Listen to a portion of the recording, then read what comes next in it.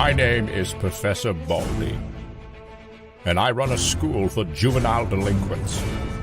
But not just any delinquents. Mine are specially gifted. You might even call them mutants. Trust a few reformed ex-cons. Tangerine. Am I the apple of your eye, Bubba? Jeannie Gray. Beastie Boy. Everybody dance now.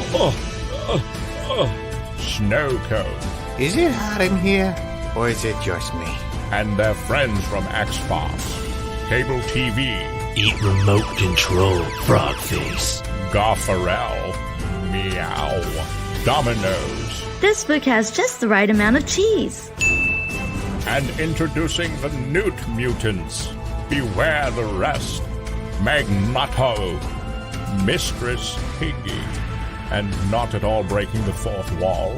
Cesspool.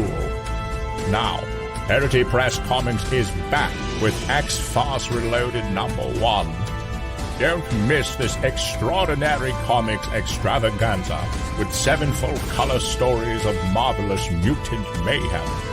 Back this book today for awesome variant covers and original artwork tiers. 48 pages of action and hilarious hijinks by some of comics' funniest talents. Heritage Press, making the world laugh again. Only on Indiegogo.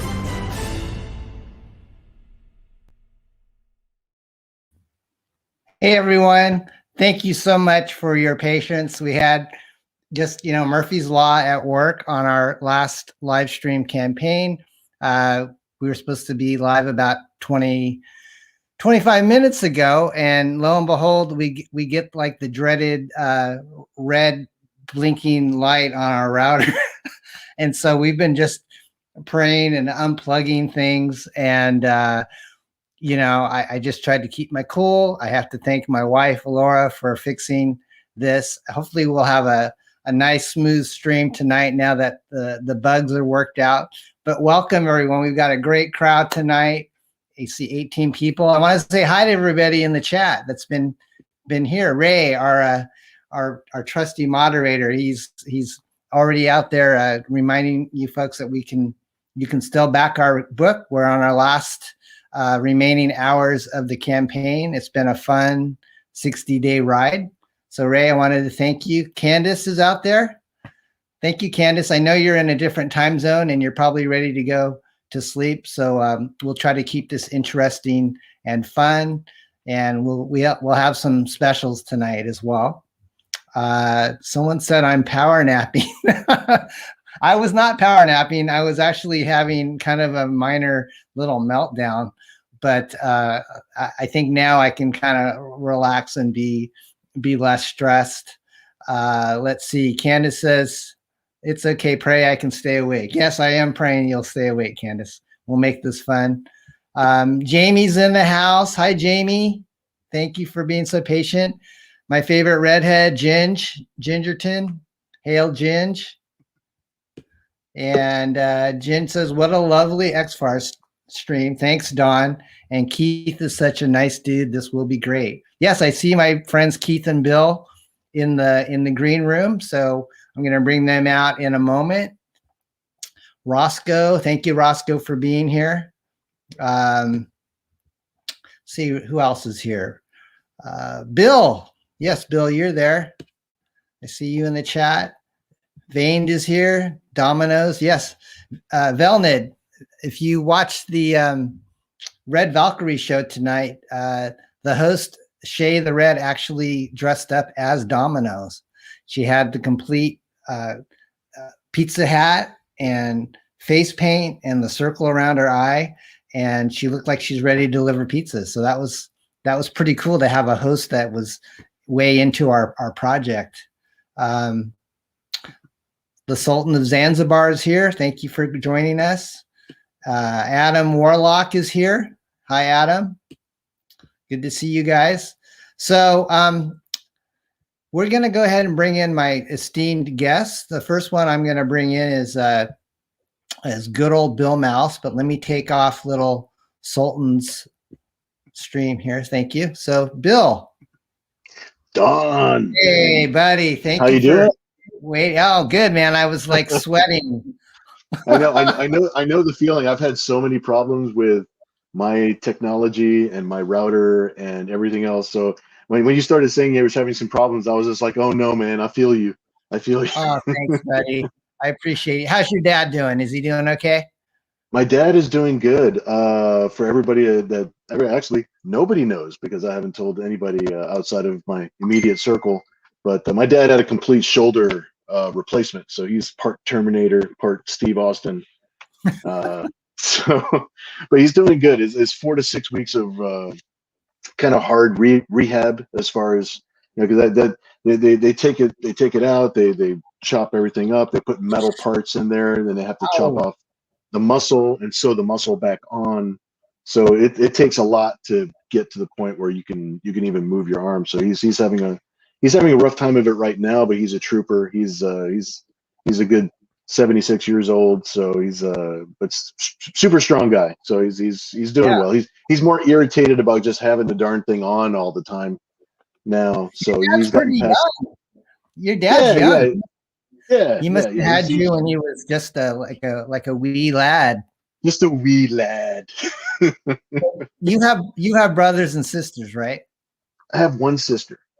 One sister. Okay. Yeah, Older or older? Yeah, she's about 10. She's got like about 10 years on me, and she doesn't live far away. She lives like 40 minutes away, and so we see family. I mean, because of COVID, we haven't seen anybody, but yeah.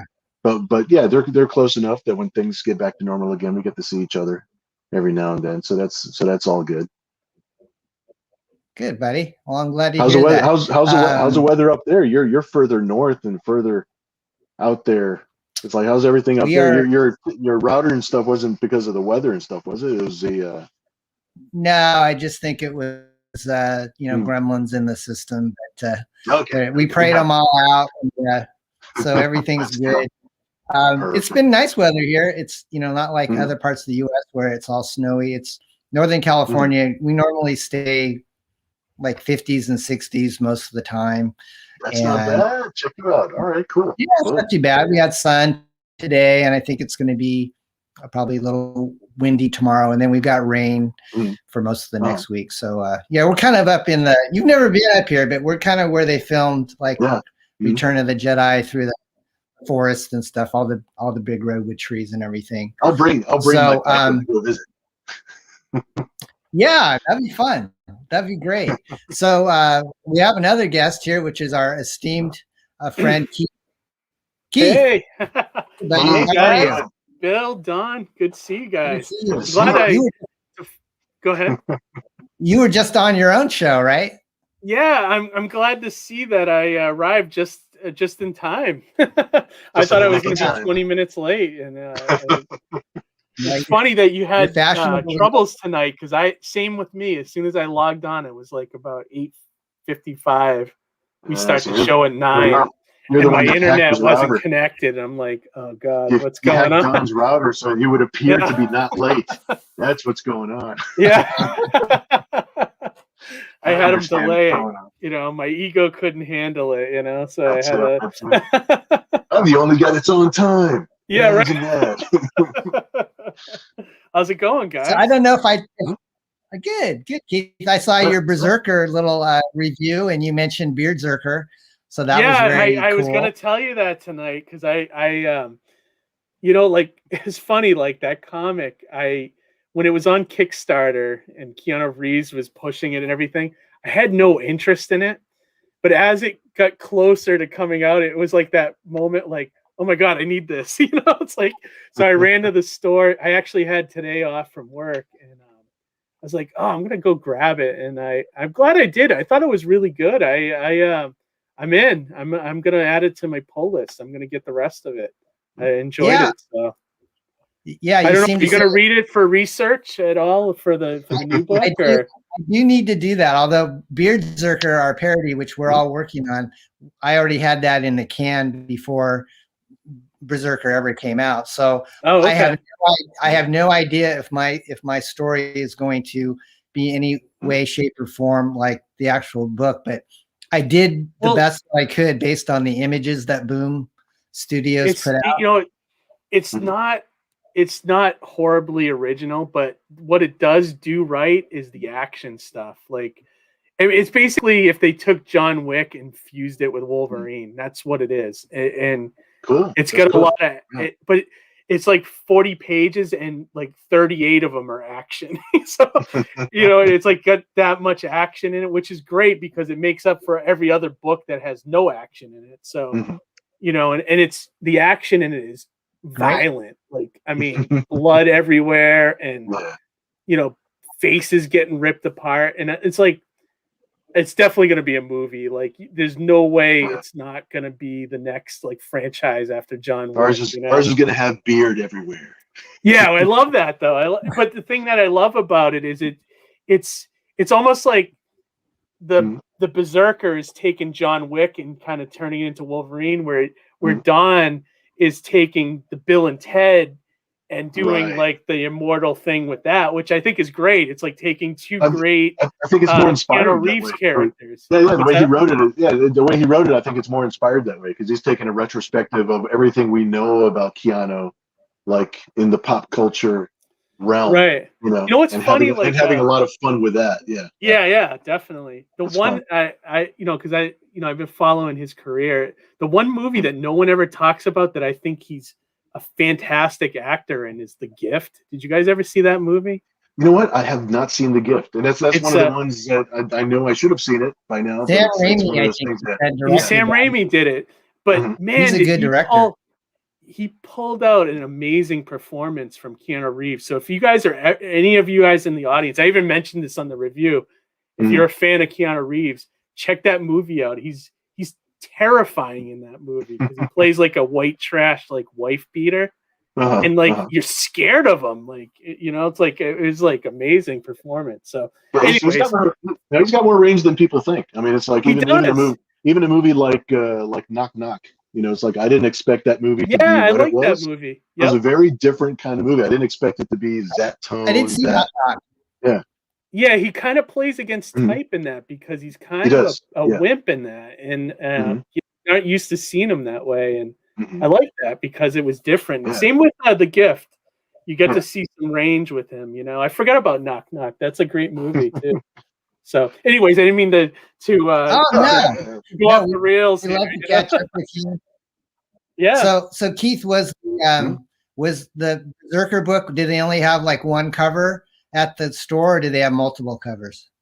The store I went to had multiples, but it's like sometimes they bag and board. Like they had like an all red cover where I guess it was sort of like a variation on the sketch cover concept, and it was bagged and boarded for $7.99, and I'm like, I'm not paying for a cover that has nothing on it. So I think I ended up just getting that standard one. I think, which is one of the images you parodied on your book, I think, is the one where he's just standing there and like, there's like stuff at the bottom, like the agents and, Okay.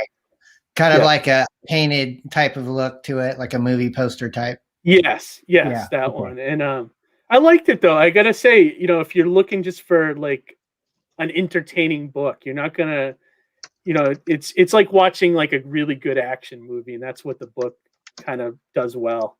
So that's great, Betty. Well, I know you're I told people in our updates that we're very close to getting ready to get this book off to the printer. So the last thing that we're working on is the New Mutants 2-page story, which is by Thad Rhodes, and you lettered that book, or that story, I should say.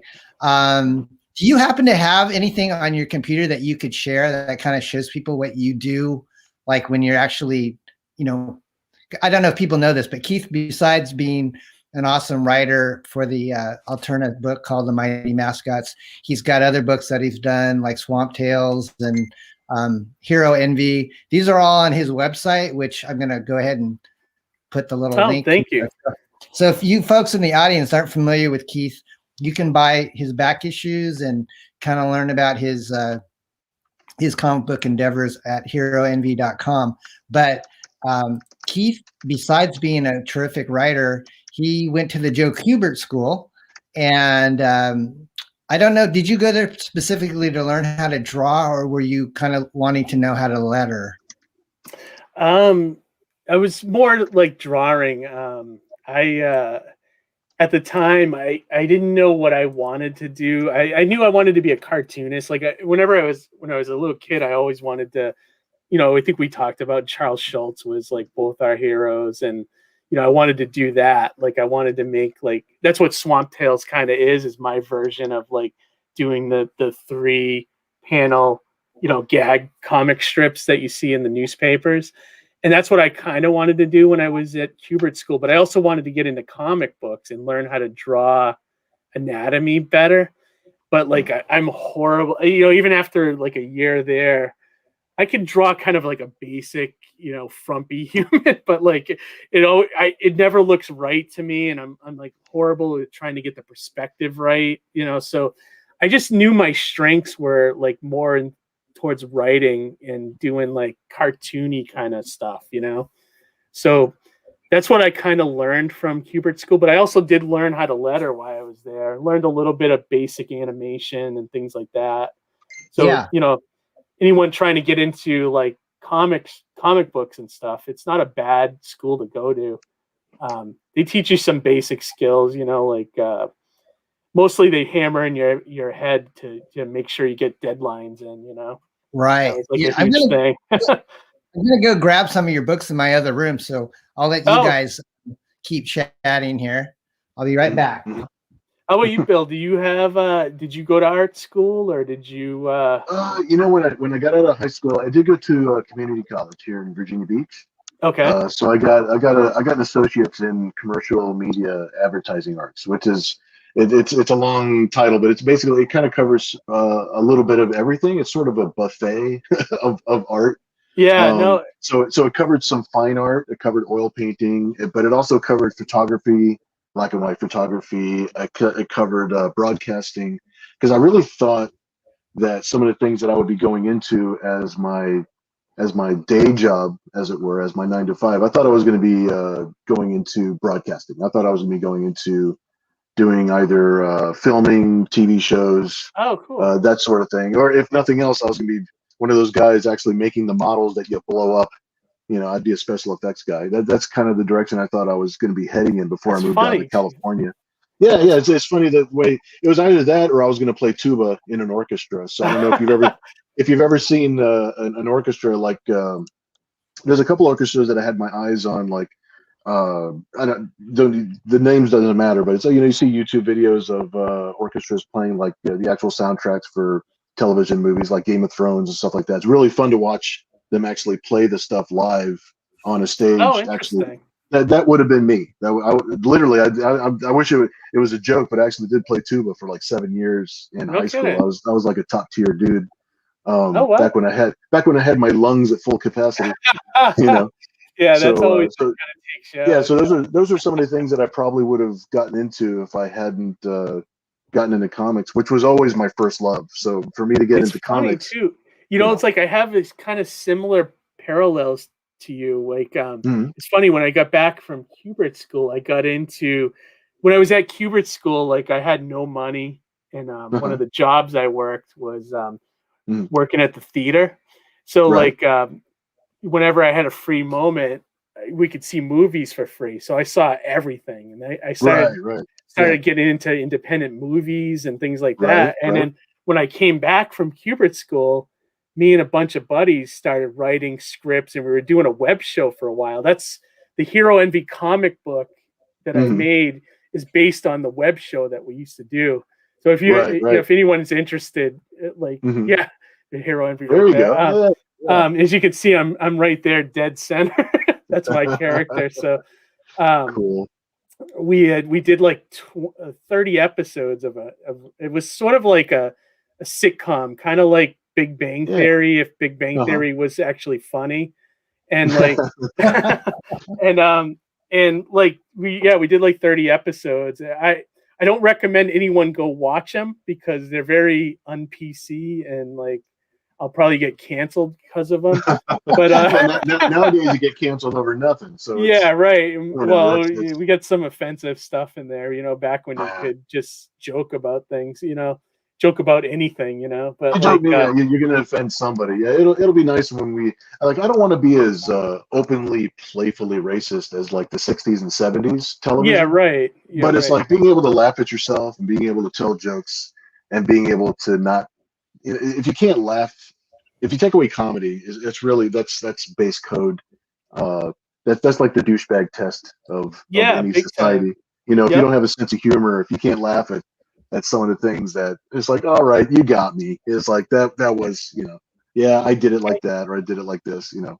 Yeah, that's when I moved out to San Diego, when I moved out to California the first time, that was back in '91. You played tuba in high school, yeah.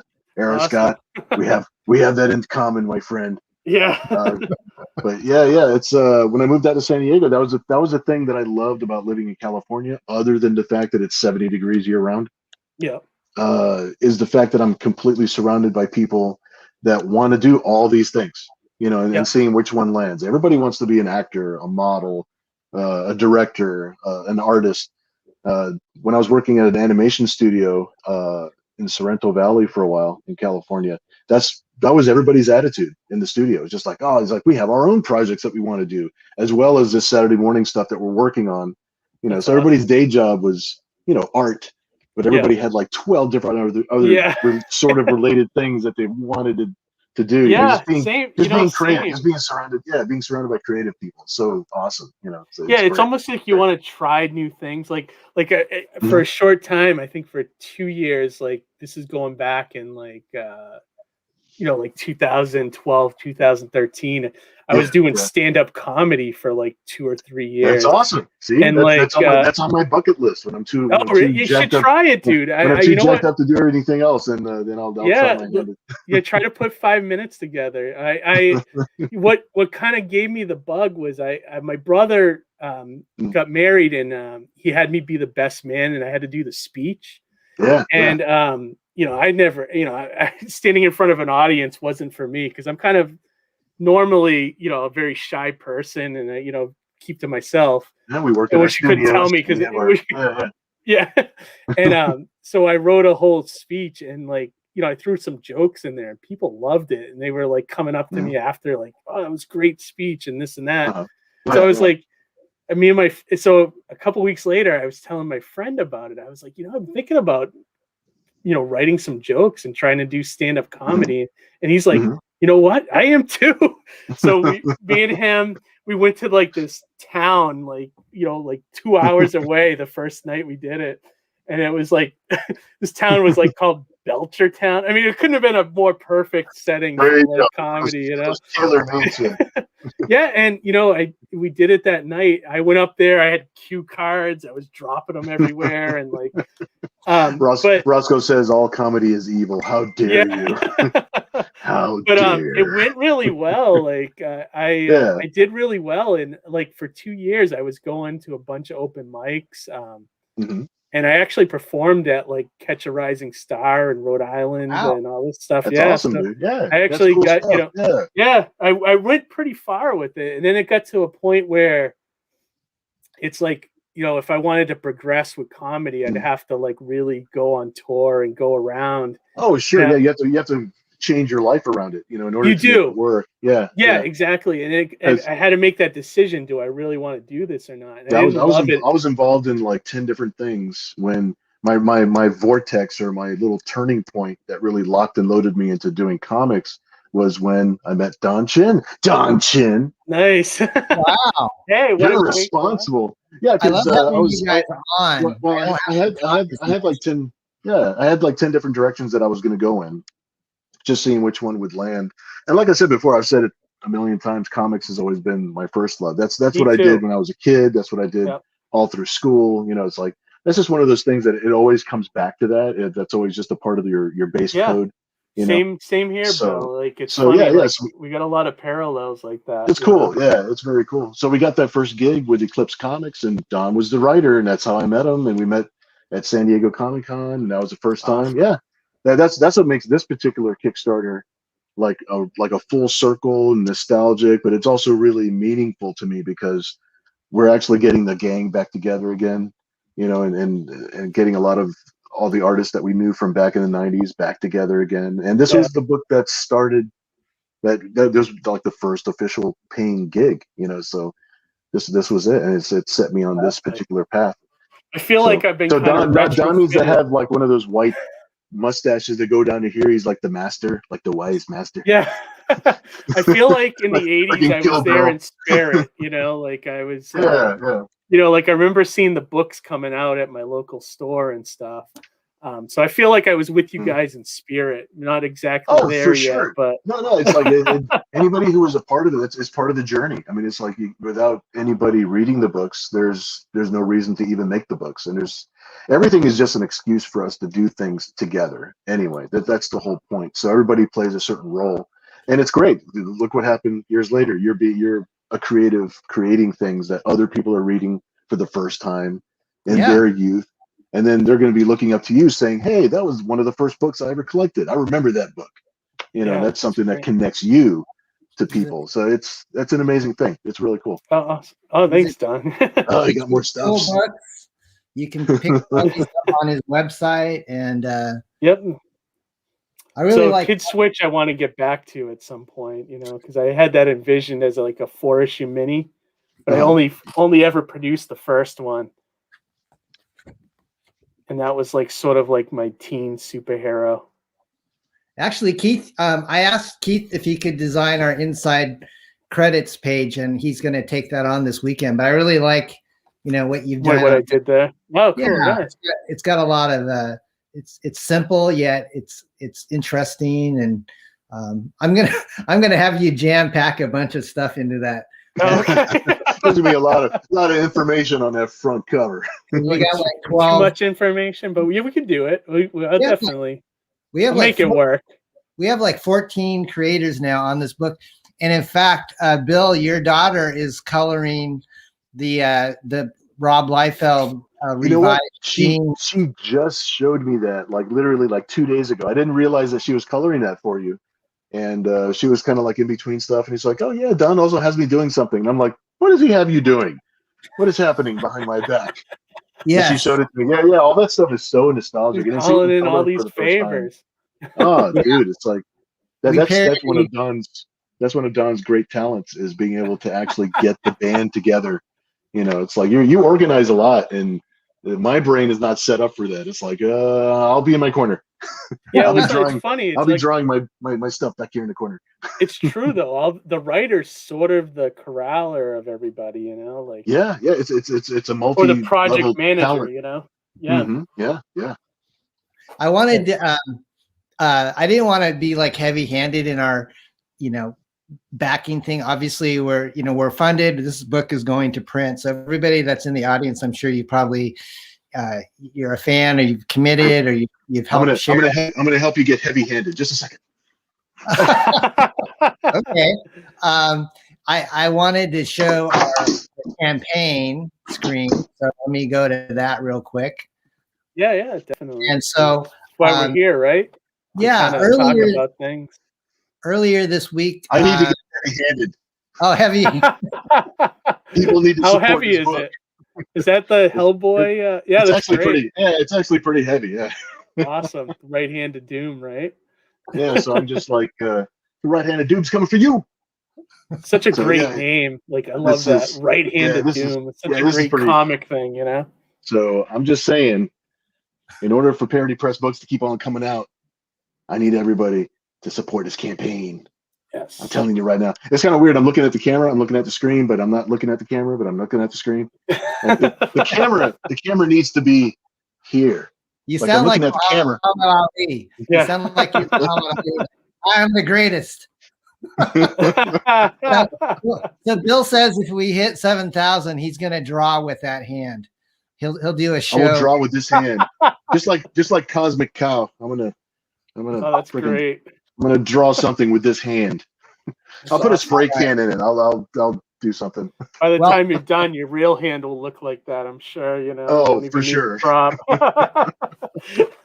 We hit a nice threshold of over 6,000 last week. I was hoping that, you know, as we got closer to the close, that we might hit like 7,000, which would be great. But I wanted to say thank you to Committed Comics, and I think he's Bill's publisher on the Nira Nira X. Yeah, that's correct. Right? Oh wow. Okay. So, Great. Yeah. We'll go check that out in a moment. But I wanted to say, what's his name, Bill? Your publisher at Tom Doherty. Tom. Okay. Yeah. And then he made like a 69 joke. I don't understand what he's talking about, but that's okay. We usually don't know what he's talking about either. It's fine. He said he got the 3 cover set, and after shipping it came to 69, and then Chet says, and there's Tom. There he is. So let me go ahead and refresh, because I haven't done any refreshing since I like being behind the title. So I'm doing. Yeah, we are almost up to 6,600. So thank you, Tom, for your backing of this. I'm running a show special tonight. I was on the Red Valkyrie show just about an hour before this show. And so this special tonight, guys, if you want to get all 3 variant covers, which I'm showing you now, this is Bill's tribute to himself. Is that right? Well, I don't want to leave out Bob Hannon. Bob is actually the reason that we all hooked up in the first place. I don't know if you know this story or not. Let's hear it. Well, I was working and I lived in San Diego, and I was working at SeaWorld. We're doing caricatures, which if there's any artist out there that needs boot camp for art, I highly recommend becoming a caricature artist at a theme park, just because it puts you on the spot. It is hardcore. That's what I considered my boot camp. But we were working together at SeaWorld, and he knows that comics is one of my favorite things. And in between drawing caricatures, when we're just bored at the park, what are we drawing? Batman, Superman. We're just drawing all kinds of comic book stuff, having fun. And so he every once in a while he's like, "Oh, I know somebody in comics." It's like, oh, really? It's like, so why are you here? Why aren't you drawing a comic? It's like, try to back it up a little something. So after a while of me berating him and asking him and stuff, he finally did call up somebody that he knew, and it happened to be the editor from the X-FARCE comic book. I believe, yeah, I feel bad. Yeah, Valerie, there you go. So he actually got the gig of working on this book, and Don was already the writer on the book. The deadline was kind of coming up a little bit too fast for Bob to do the entire project himself. So that's when I asked him about it, and he's telling me, he's like, yeah, I was just happy for him that he got the gig. I was just like that because somebody I know got a gig in comics. That sort of made me feel like, oh, cool. It's like, it's possible. Like I could work in comics too if I just get out there and whatever. So because he couldn't finish the entire book, he asked me for help on the book. So I ended up being the penciler for the issue, and he was the inker, and of course Don was the writer, and that's how we got our first gig. It was all thanks to Bob reaching out and being a little bit brave, and because he didn't, we both were scared of reaching out and getting a job or putting ourselves out there, throwing ourselves in front of people, and actually being pushy about it. So it's because the way of the artist, like exactly introverted, and Yeah, even when you first start out, it's like you almost feel bad charging money for it because I did this for fun. Oh my god, yeah. It's like, sure, you're talking to somebody and you're just like, just take it, dude. Just take it. Get out of here. Yes, and then a work ethic comes around eventually where it's just like, it took me 30 years to get this good at this particular skill, and people enjoy it. Yeah, once your confidence comes, There's a different thing that comes in line. But there you go, Don, holding it up. There you go. I have a question for you, Bill. How did you feel when you first saw your work in print? Because I came on the scene probably in '86 with the Hamsters, and so I'm a little bit older than you, but I just remember that feeling, that ecstatic feeling, actually getting the comic book that your first project, either seeing it on the store shelf or in your hands. Can you remember back to that day, or what you felt like when you actually saw your project make the big? I can tell you how I felt about that issue, because it's the same way I feel about any time I see another issue on the shelf at a store. That is literally my drug. That is my crack. Yeah. That's the excitement and that's the thrill that I get, is seeing it up on the shelf, seeing that people are seeing it. And of course, knowing that people like it, that sends me over the top. So that's what fuels me. Sure. That's exciting to see that. It's just like, oh, and it's I don't have a thing in the back of my head where it's like, oh, I've got to be like the absolute, like the only one, the best one. It's like, I just want to be part of this group of people that is just like, oh yeah, Bill's like one of those guys that he creates books and he creates a good book. Mm-hmm. That's what gives me my satisfaction, my thrill. And that's my were, junkiness. Yeah, and plus you guys were producing books when indie comics were, selling six. I can't even imagine selling 60,000 copies. That's impressive. It was an amazing time. It's like I don't think we took it for granted, but at the same time, thinking back on it now, I'm just like, wow. It's like if we knew everything that we know now back then, I think we would have pushed it even harder. But even during that time, it was an amazing time to be in comics and an amazing time to be pushing things forward. And we had so many distributors and there were so many, selling that many issues it's difficult. And now we're at another turning point where crowdfunding is actually saving us. It's creating an entirely different dynamic to how we sell and how we produce our comics. Instead of selling to 2 or 3 people in between the customer, because really you're not selling when doing it through Diamond and doing it through the way that we normally do it. You're really trying to sell to the comic shop owner. You're really trying to sell to the distributor. Right. You're really trying to sell to somebody who buys for a chain or something like that. You're not really speaking directly to the fan. You're not hearing directly back from the fan. It takes time for that communication to come back around where you're actually in touch with the fan. This way, it's and in no way do I want comic shops to go away. That's the backbone of everything. Without comic shops, we don't. That's part of my thrill, is seeing the books on the shelf at a comic shop. Yeah, and now that was half of the whole thrill. That was half of the whole thing. Yeah, and with me, because my first published work with Alterna was like last year. So seeing like my book, because of social media now, you get pictures. I've seen pictures of the book in like Florida stores and all over the place, and it's just like, wow, I can't believe my book is there. You know what I mean? Like, it's just like, it blows your mind when you think about it. And there's a friend of mine that did one of my variant covers for the Indiegogo, and he was telling me down in Pennsylvania that the store he goes to loves my book, and like the owner like pushes it on people, and I'm like, really? Like, it's like I almost can't fathom it, and I think that's part of like the artists having self-esteem issues and not being confident in the work, but it's flattering too, it's really absolutely it's something. Well, I like Don, like the first time you would hear people that were collecting our books that were overseas. It just seemed like such. It was like, really, my book is over there. It's like, right. Yeah, it's like we're getting fan mail from where? It's like that's amazing. That's an amazing thing. Yeah. Any kind of reach like that. We got it on our Facebook page. I just started the Facebook page when we were kind of come out with X-FARCE. So if you go to parodypresscomics.com, it actually takes you to a Facebook page that I post what's going on with our company. But I got a guy from Hungary that wrote to us. I haven't heard back from him yet, Bill, but he said, yeah, we're doing this convention in 2021, and we've translated some popular of our favorite books into Hungarian for our con attendees. And we've done this with like some Dark Horse books, with Marvel books, with their permission. And they said, we'd like to do it with your Venom parody book that you did in the 90s. And God.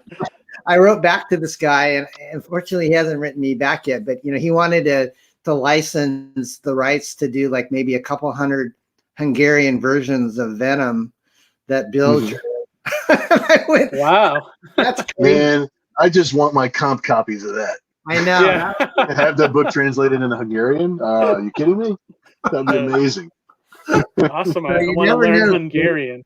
Maybe the Mighty Mascots will be in Spanish someday. And You never know. Yeah, I'd love that. Yo I estoy would el love Mikey that. Mascotos. Yeah, right. I think my next thing is I want to try to get it.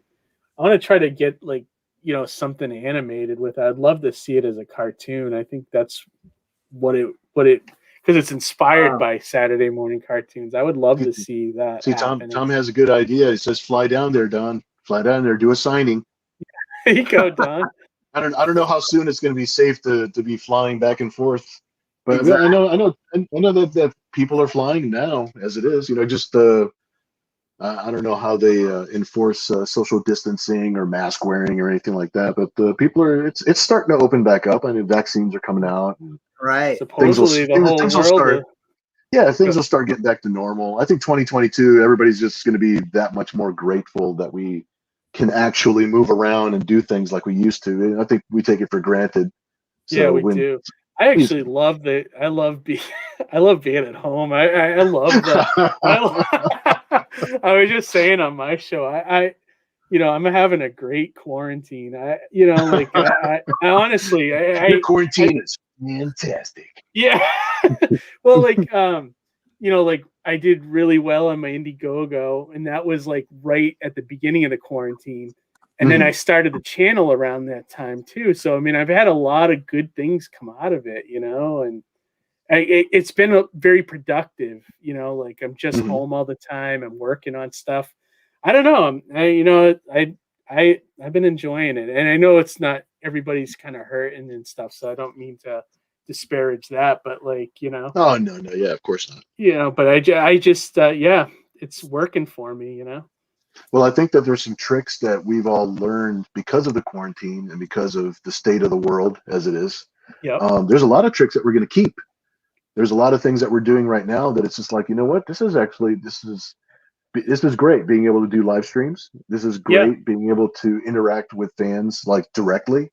And then if we actually fold all of these new tricks into everything else that we're, the way we're used to carrying business out, I think it's only going to make everything else stronger, and benefit from it. Yeah, so that way it will benefit comic shops, and comic shops will be able to see strength from this, and then as business starts getting better because people are able to go out more and feel confident enough to go out and spend money and actually hit the comic shop. But at the same time, I agree, and I can't wait to get copies of this book for when conventions start, because I do a lot of conventions throughout the year, like especially up here in the New England area. I can't wait to have copies of this to sell at my table. Exactly. Well, Tom at Committed, I'm talking about you, Tom. Well, just so you know what's going on.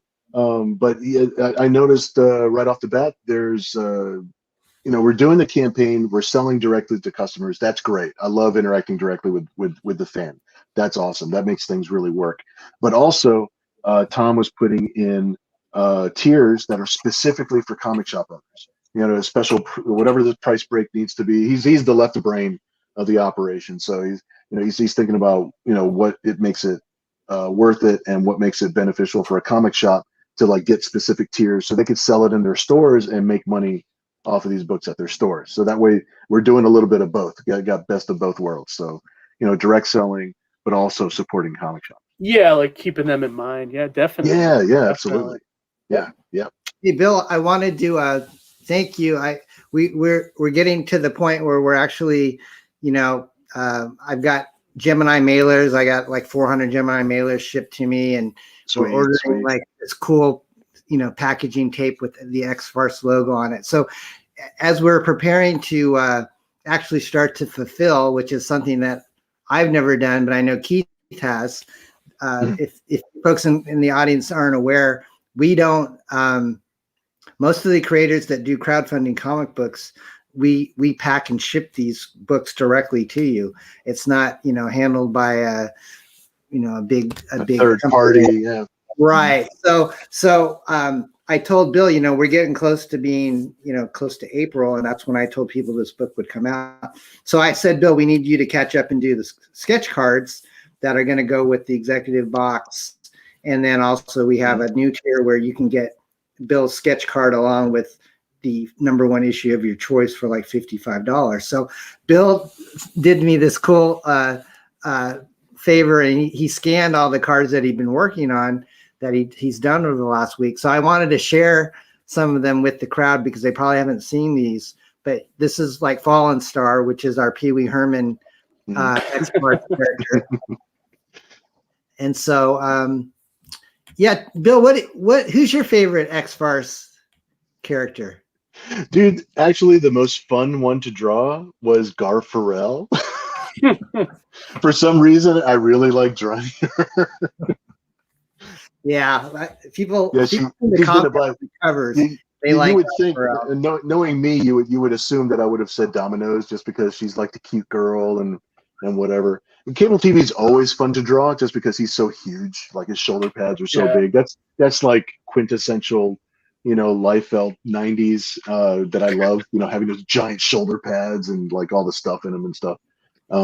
Lately though, Gar Farrell has been like my favorite. She's like the most entertaining to draw because I could put her in like just really weird poses, and it's so ridiculous that she's a mix of.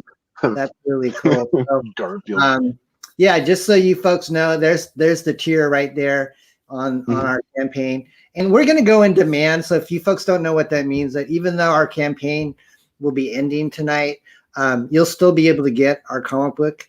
And like I said, I'm hoping that we're going to send this baby off to print within the next week and a half, and then I think the printer will probably take a week or two to get them back to us, and then we'll start the fun process. But here's Dominoes, which she's cute. Yeah, so I just wanted to show people these really cool sketch cards, and they have your cool logo and stuff on the back, right, Bill? Yeah, they're the house stock cards that I have printed up just for the studio. So you'll see like my logo and website stuff on the back. That's just the standard print for the last year or so. So the next time you see cards, you'll see a different backing on those. So I'll print up a whole new set. So that's for this one. Cool. Sketch cards, great, Bill. Thank you. I love that original sketch card art is actually sketch card art and sketch covers. I didn't think that they would stay. I was really hoping that they would because it's such a fun way to collect somebody's. Like, there's lots of artists that I would love to collect like a full size piece, but buying a full size piece from some of the artists that I would like to collect from is just really out of sight expensive. But if I can collect sketch cards or even a sketch cover, much more reasonable price, I still have an original piece of artwork from that person that I would like to collect from. Yeah. So I'm super happy that that's stuck around as a thing. Yeah, no, it seems that you see that at conventions a lot, and a lot of artists make some money on sketch cards or covers. Exactly. And like I love it. Hey, we have a guest that before our stream started tonight, folks, I had a certain link that I sent to our guests, Bill and Keith, which was working for them, but I also sent the link out to some friends of mine that have been friends of the channel and our efforts over here. And for some reason that link wasn't working for them, but now through our messaging, they told me, they said your stream ended, which probably happened during that whole glitch where we weren't able to launch for like 25 minutes. But Church of Failure is going to join us, and he's always fun. Not always correct, but he's always. Have you been on Church's show before, Keith? I think you have. No, I've heard the name. No, okay. Maybe when I see him, he doesn't go on camera. I'm a living building. Oh, okay. So, I gotcha. You can't fit all of me on camera. What's up there, Church? Oh, I'm just here to say all the naughty words that Don won't. We need that. We need like the group. That's why we need that you, dynamic, Church has been like instrumental in coaxing me to get back into comics, because I was just kind of lurking, watching guys that were crowdfunding veterans like Ethan and Dan Fraga and those guys. And I was just kind of, wanting to know what, is this a time that we can get back into comics? And for some reason, I hooked up with Church and his co-host, Eric. It was Adolescent Radioactive Black Belt Hamsters was the reason. Yeah. You guys put a YouTube video on, I think, reviewing the hamsters, and I saw that on Twitter. So I reached out to Church, and within a few weeks, I was a guest on their show. So even before X-FARCE was, was in the works, Church was like the first guy that I live streamed with, and we just had this instant rapport. And since then, Bill's been on his show, and your show is like twice a week. Is that right, Church? It used to be, but with work constraints, it's usually once a week unless, something pressing's going on or we have guests or whatever. But usually you can find us Saturday or Sunday over on the Gospel of Comics. Gospel of Comics. So folks, I'll put that in the stream. So Church, I appreciate your support. I know you've been a backer on our campaign.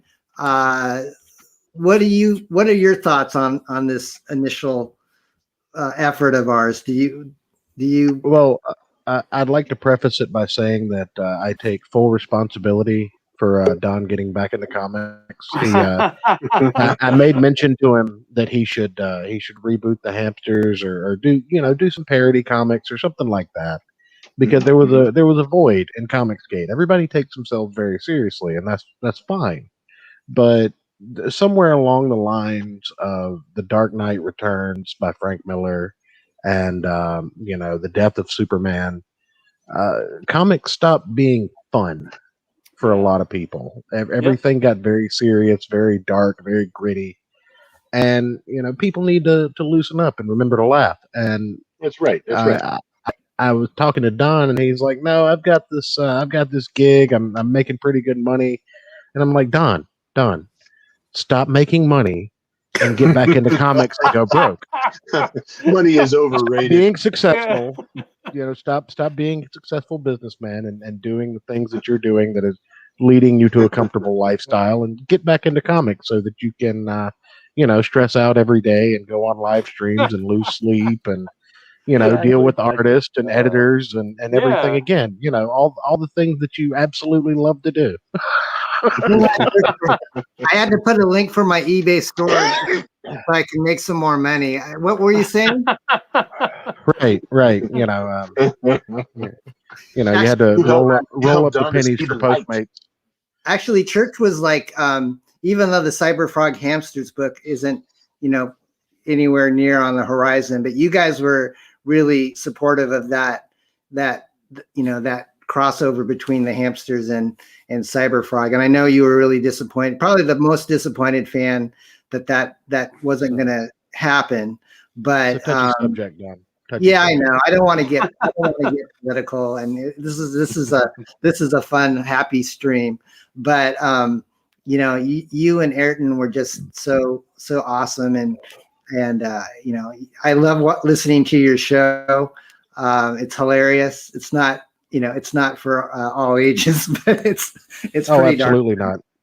Not. I have to wait until my kids go to bed. It's for the big kids. That's all. It's for the big kids. Exactly. It is. Church, meet Keith. Keith, meet Church. Nice. Hey, Church. Nice to meet you. I think I've seen Keith around on your channel before, if I'm not mistaken. Correct? Probably I've been on a few times. Yeah. We actually have another gentleman in our green room, and I'm going to bring him in. But let's see. We've got Committed has said, why bother staying sane? Go into comics and lose your mind. That's yeah. That was his mantra.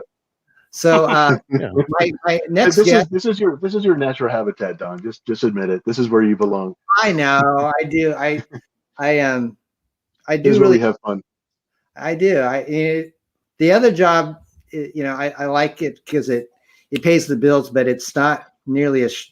It's much more stressful than having doing comics and getting to shoot the bull with you guys, and it's keeping me young. But I wanted to bring in friend Wise, he's also in the stream. Hey there, Wise. How's it going? Good, buddy. How are you? Good, thank you. You're my Asian brother from another mother. Yeah, yeah. We're gonna get into the we're gonna get into the Asian thing too a little later. I think there's some tomfoolery going on about Dr. Seuss, and Oh, is that in reference to our Don and I becoming white supremacists? Oh no, I take full credit for Don becoming a white supremacist as well. Oh, okay. All right, right on. Oh man. Oh, You see what happens, Don? You start one movement. I know. So Wise and Church are both YouTubers.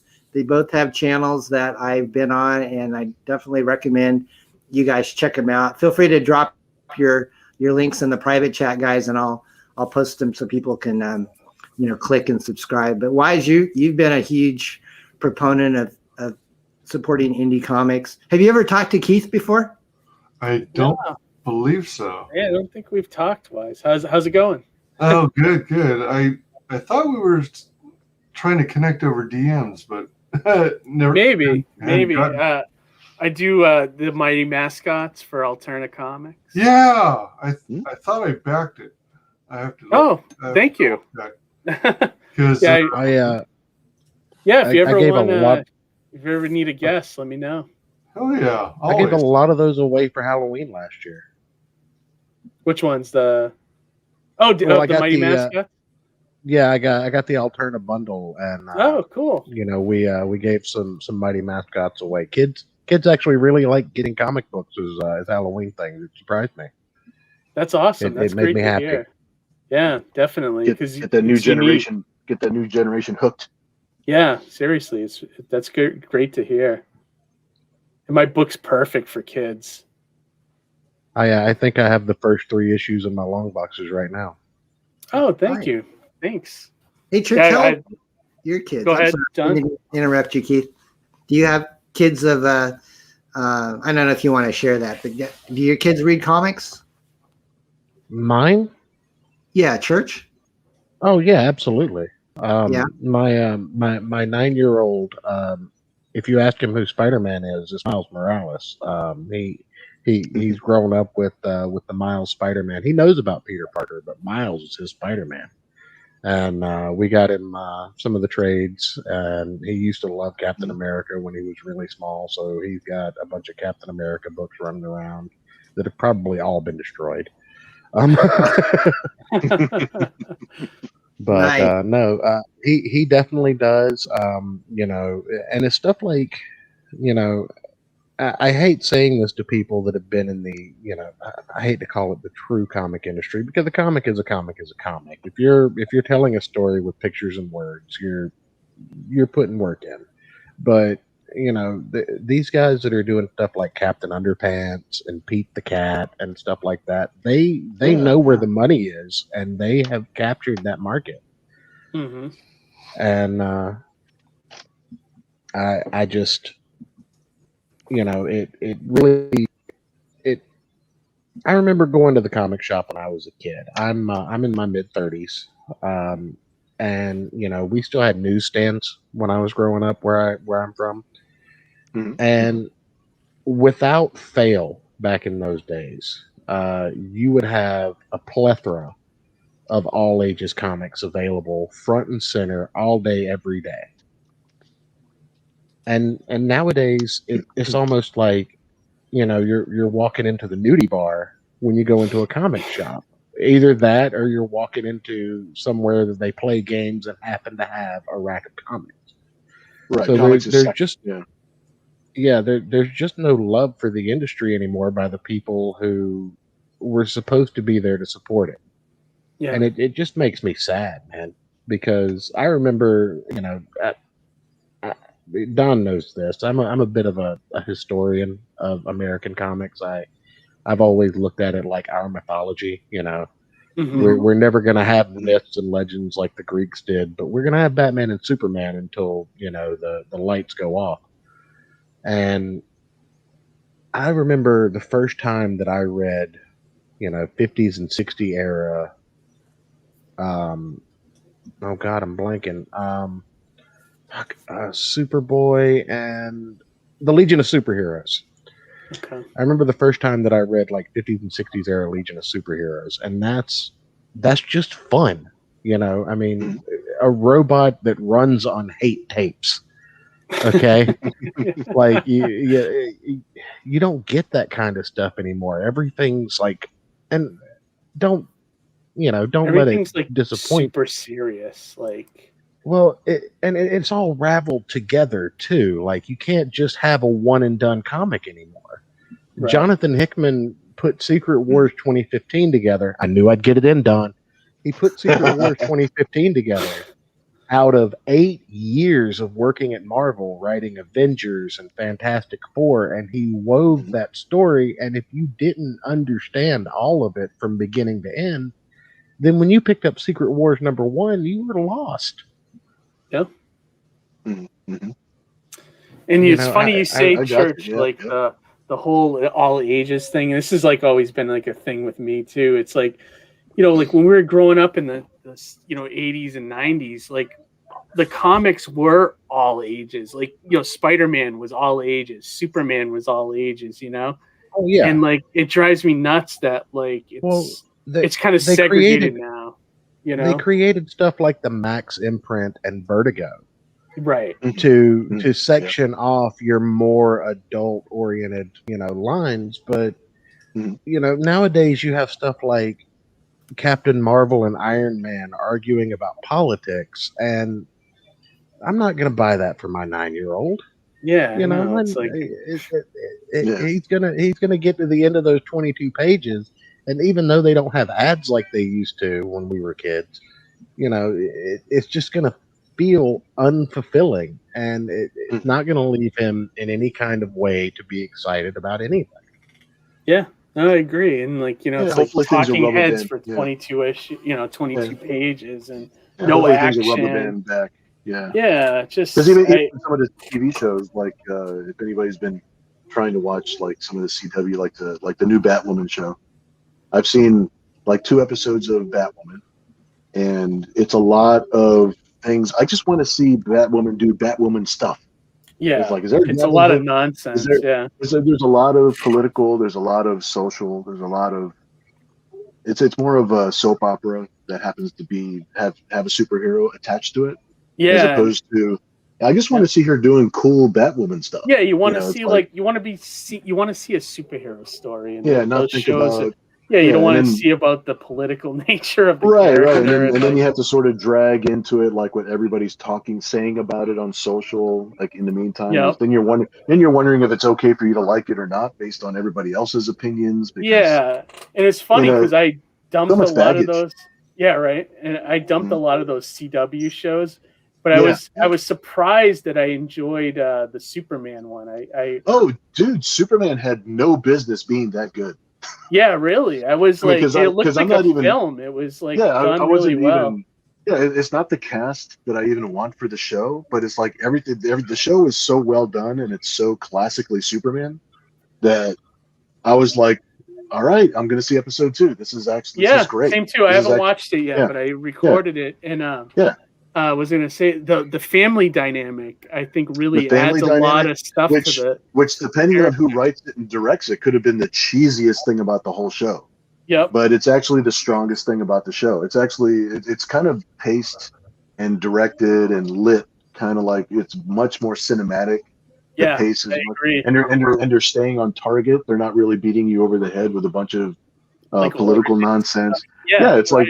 Yeah, it's being a Superman show. It's actually being much more of a Superman show than I've seen in a long time. I have a lot of hope for it. It also enjoyed Stargirl. Did you watch that one?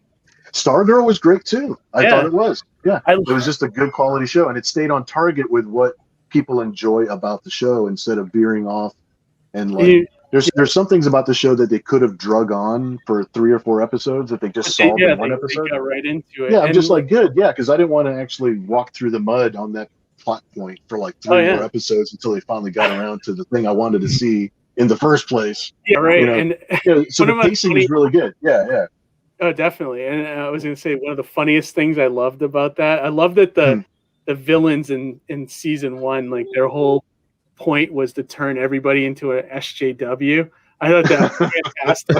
that was literally the plot of the villains. They were trying to make everybody turn into a social justice. Well, there's a certain book coming out at some point that has an entire Rickroll situation happening. And Don is aware of this book.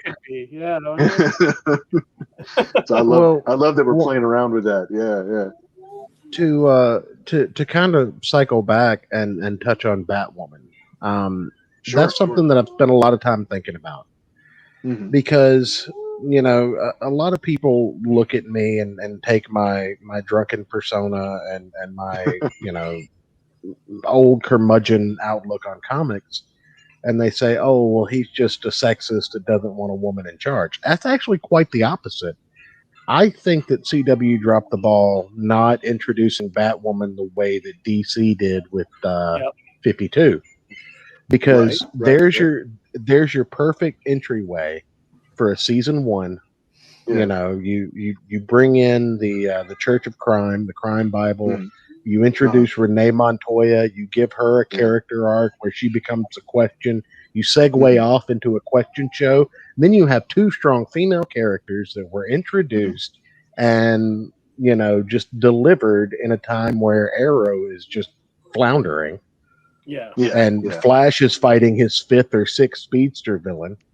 Yeah. Well, I never understood anybody who said anything to the tune of, male fans don't want strong female characters, because I don't understand that point of view at all, because I'm completely they've never seen Aliens. Well, everybody I've grown up with, my entire generation, anybody that I've talked to, it's like when there's a strong female character that's written well, that's our favorite thing ever. It's like I would pay double to see Aliens again. It's like I'll pay double to see a well-written. I see where people complain of like the Mary Sue complex, where all of a sudden, like Rise of Skywalker, not Rise of Skywalker, but Last Jedi. Yeah, with Rey, with her being just Rey in general. Everybody knows those should have been Penn's movies. Well, and I was on board for Rey to be the star of the movie. I was disappointed that Finn didn't end up being a Jedi, because I was told through the advertising that that's the direction. He was holding a lightsaber on the poster. I was just like, awesome. He starts as a stormtrooper and he ends up being a Jedi. That's badass. I want to see that. I want to see how that works out. But they didn't show Rey's journey. It just all of a sudden she was just good. Yeah, she's instantly awesome. Yeah, she's instantly awesome, and I wanted to see the journey of her becoming awesome. Yeah, right. Because I was on board with her being basically the Luke Skywalker of this series. I was on board with that. I was like, a strong female character is awesome. You watch The Mandalorian, there's strong female characters in that show, and they're written well, and I'm just super excited about that show. Yeah, and I think there's just a difference of like how you approach those characters, like they approach it with like politics first, and not really wanting to make a good character. Yeah, instead of what's good for the character, they're trying to fit in their social agenda. Basically. Their social messages. Yeah. And that's why I was surprised about the Superman show being so good, because it was kind of polar opposite of all the other stuff CW's doing, which I couldn't believe. I was like, I watched the episode. And I was expecting it to be just a CW show. And me too. My jaw was agape. Why is this good? Yeah. Why is this actually good? Time. Why is this? I was the same way. I was like, I even told my wife after, I was like, because she had given up totally on everything CW. I was like, you got to check this one out. This one is like kind of not the same mold, No, not at all. It's being directed and written very differently. It's not a soap opera. It's not even that budget, or they're using their budget a lot more wisely with where they're putting it. It looks very cinematic too, and I like that dude that plays Superman a lot in that. I think it's good. Yeah, the complaints I would have had about the show, I'm not even complaining about it, because I'm like, the rest of it was so good, and I'm just like, I'll just see the next episode. How about that? Yeah. I was like, I'll just enjoy the next episode. Same here. I agree. Mugnutto. Mike Meadow, back to our X-FARCE little commercial interruption here. Oh, yeah. Oh, by the way, we're trying to do this. Yeah, exactly. I wanted to point out to our audience, we have a special running on what's called the X-FARCE snack pack. And I'll go ahead and kind of make myself big here so you guys can see. But we have these pretty cool swaggy metal lunch boxes with Bill's awesome X-FARCE group pose on the front. And it's love it. Yeah, nice little opens up. It's like a nice little stainless steel block on the back. And so you get this nice little lunchbox, and then we've got a cool X-FARCE ceramic mug that comes with it. And you also get the #1 issue of your choice, whether you want Bill's cover or Mark Lewis's cover, which is on my t-shirt, or Rob Willis's cover. So yeah, that's on sale tonight, guys, for $75, and while supplies last. And if you want to go big or go home, you can get what's the executive box, which is, let me scroll down here. We'll go back to Keith's work here, which I love his story. But the executive box is all of what I just showed you, along with the 2 other issues, and then a nice sketch card by Bill. And those are all right now on sale for $169. So if Bill, when you get to doing the sketch cards and you see the one come up for Church of Failure, I need to con you into to doing just a Don Chen sketch. That's I mean, just as absurd as you want it to be, and see, that's why I like you, man. You're inspired. I like it. Yeah, I need more Don in my life, and anytime I'm feeling down, I need to be able to open up the old binder and see Bill Mouse taking the piss out of Don Chen. There you go. We could do that. Well, it's thanks to you that all of us have a little bit more Don in our lives. Yeah, that's right. These are the Dons of our lives. I apologize to Mrs. Chen and Mrs. Chen only. I misunderstood, Church. I thought you wanted me to draw a sketch card. No. I want a sketch card of you. Oh yeah. All I can say is if Bill did this is the response.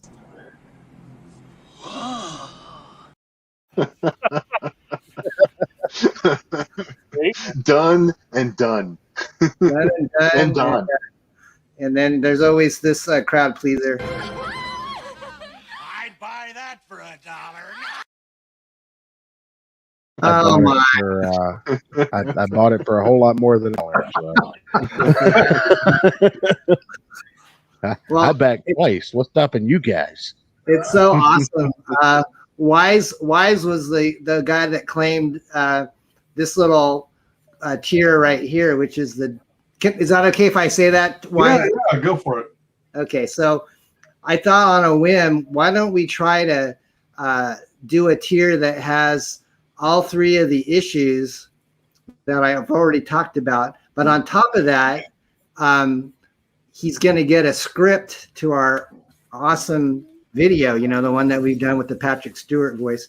There's only one script that I did with, color graphics and stuff, and I signed it. So besides the 3 comics, Weiss gets this one-of-a-kind script, and then I had Keith's script from the his overcomplicated House of X storyline that I printed out because I was editing it. So I've got this script by Keith that's got my handwritten notes on it, and then I managed to get like chocolate smudges on it. So that makes it authentic. Authentic. It's got some Chin DNA, and I don't know what you're gonna do with that, but now we're gonna clone Don. It was delicious. It's definitely going on the voodoo shrine. That's definitely happening. Yes. Let the cloning commence. So, hey Keith, do you have anything you want to shill that you've got? I know Bill's got Nira, and I wanted to spend some time just kind of letting you guys share other things besides X-FARCE since we're coming to a close. But I know you're working on the next 3 issues, right, of Mighty Mascots? Yeah, I can share. Let me see if I have some artwork available. I can share some if you guys want to see. Yeah. Some of the covers. Let me see. I think I have. Hang on. Sure. I'm sure my Dropbox has them on this computer. Now, while he's getting that set up, Don, just for clarification for anyone watching now, how much longer is this book going to be available to the general public? Oh, that's a good question. We are actually going to be going in demand.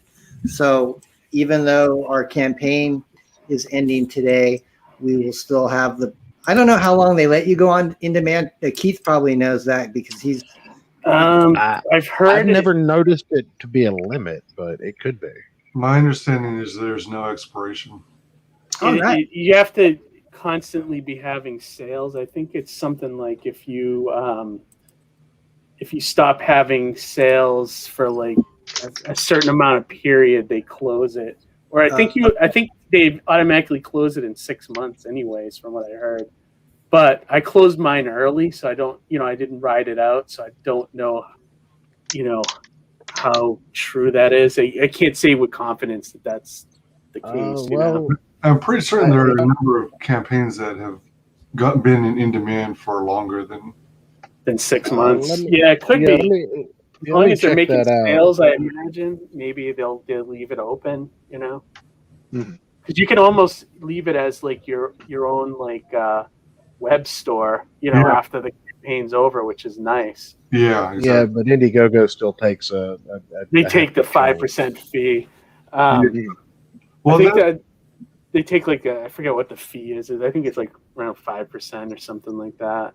Oh yeah, you can still get Shinobi Sasquatch, and that book closed on June 1st of 2019. Oh wow, okay, yeah. So maybe it's all sales driven then. Yeah, as long as he's making sales. It's kind of at that point up to the creator as to whether how they want to balance leaving the store up and getting charged the processing fees or whatever fees Indiegogo charges versus how many sales are coming in. If you're at a point at which you reach a point at which you're not selling any more books and you're just constantly getting charged by Indiegogo, it might be a wise idea to consider closing it. There's so much stuff to learn. Yeah. Right. Why do I have to learn all this stuff? Yeah. Wave of the future, I know, right? I wanted to. So go ahead. Show us. No, to say this is the cover of Mighty Mascots #4. I think Pete's already put the Alterna stuff on it already, the logos and everything. But I don't have that version in front of me. But this is their new villains that they're going against, a video game team called the Boss Brigade. And as you can see, they're all counterparts of famous video game mascots. That's cool. Oh, thanks. Wario and Street Fighter and is that Lara Croft? Yeah. This is supposed to be like a version of Sonic, and this is supposed to be like Mega Man a little bit. I kind of took all the ones from the 8-bit era that were really popular. Yeah. And then here's the cover of 5. Let's see, let me go closer on this. Now, Keith, where can people? I know your crowdfund ended, but can people still pick these up on a website or? They can get the first 3 on Alterna's site or my site, recklesssidekick.com. These 3 issues are going to be going to backers first, which I'm hoping to start fulfilling late spring. We're almost done issue 6, so I'm hoping to get it to the printer either this month or next month, and then I can start fulfilling once I have all 3 issues in hand. And then later this year, Alterna will have it on their website for sale, like normally. And then this is issue 6 cover. And this is all from Ian and Anton? Yes. Yep. Okay. So for those of you that don't know, Ian and Anton are the ones that are drawing Keith's story in our book, which is a 5-page parody. I might have those in here too somewhere. Let me see. Because I love what we did for the X-FARCE book. Let me see. Yeah, I'm excited. This is my favorite page, I think, hands down. I've been showing this a lot last week. So anyone who's read the House of X, Powers of X, will notice right away some of the stuff from this, like the island of Krakoa, or Wackoa, I called it in the story. Yeah, so anyway, I don't know if you guys have been following the new status quo with the mutants and stuff. Is it just really me, or bizarre. does anybody else have a hard time disconnecting Professor X in the Cerebro helmet from the Reed Richards of the Ultimate Universe? Yeah, I did. I thought he was the maker for a long time. That's what he looks like, Well, they put him in Phantom X's body, and they just keep his face covered up with, Cerebro, because, you can't know what Phantom X looks like. Is that what happened? Because I didn't know why he wasn't in a wheelchair anymore. Is that what happened? They put him in someone else's body? They put him in a clone of Phantom X's body. They put his consciousness in a clone of Phantom X. Oh, okay. I didn't know that, because I remember in Uncanny Avengers, like the Red Skull took Xavier's brain and fused it to his, so he would have the power to just, I know. And I was like, how are they bringing Professor X back from that? And I never saw it until these new issues, so I had no idea what happened. Does my insurance cover that? That's a hell of a procedure. Yeah, right? Red Skull having that brain. Yeah, we've been through this before, Marvel. It was called Earth X. Yeah, Hickman, I like him, but he's so heady with his stories, and he could care less about. You have to be all in with Hickman. Like you are. Yeah, like you said, like with the Secret Wars nothing. thing. Yep, you have to have read everything in order to get it, and even then, you forget the little nuances he does. It's just he's very heady, but he's very he doesn't like to write an action comic. Like everything's story, and there's never any action in his books. He's very cerebral, and it's just bad. You should feel bad. Yeah, right. Yep. And I'm a huge Hickman fanboy. Don knows. I squeeze Secret Wars into every show that I'm on. Nice. So Keith, are you what's your print date for these books? Do you have a set date yet, or when it's going to go to the printer? I've been kind of talking to Pete. I guess it's just going to be a timing thing, like when I get the book finished. Yeah. I don't want to hand it to him and it's hacked out either. I want to make sure, because once it's lettered, I like to put it away for a week or two and then go do edits after that, and things like that, just last minute touches. I just want to make sure it's the best it can be before it goes to the printer. Are you on a 3-issue a year type of pace? Is that what your kind of goal is, or do you? Yeah. I think that's pretty reasonable for me. If I didn't have a day job, I think I would up it more. Put out more books. Right. And I have other projects I'd like to try to do, but Mascots kind of takes center stage on everything. I would like to go back and finish that Kid Switch miniseries at some point, but right. It's just it's not with a publisher or anything, so it's tougher for me to actually go back to that. Right. So it's kind of. So how can people reach you? I mean, I have your Twitter and your website. Is that is there anything else you want to share, or that those are probably the best place? I mean, I'm on Twitter mostly. Okay. I do check my Facebook at least once a day. And Instagram, I'm trying to do a little more there, but primarily Twitter is the best place Nice. get a hold of me. Very nice. Thanks, Keith, Cool, for cool. joining us. I know it's late, so if anybody needs to drop out, I totally understand because it's only 9 o'clock. No, Only 9 I'll o'clock stay here. on for a little while. I think I'm the only West Coaster. You guys are all like in Midwest or East Coast, so I don't want to be insensitive. And but Bill, you've got Nira. I haven't seen the latest numbers on that Kickstarter. Should I pull it up and maybe you want to? I know. Yeah, sure. Yeah, if you'd like to pull it up, that'd be awesome. She's doing good. There's 7 days left to go on the campaign. It's for Nira X Reborn #2. Anybody who gets any of the physical tiers will also receive issue 1 as a bonus. There's 7 days left, and it's a 3-issue miniseries. If we had hit if we actually hit the $20,000 goal, then issue 3 would actually be included in it as another free bonus. But we'll see how the week goes. There's 7 days left. I'm just about to hit 11,000.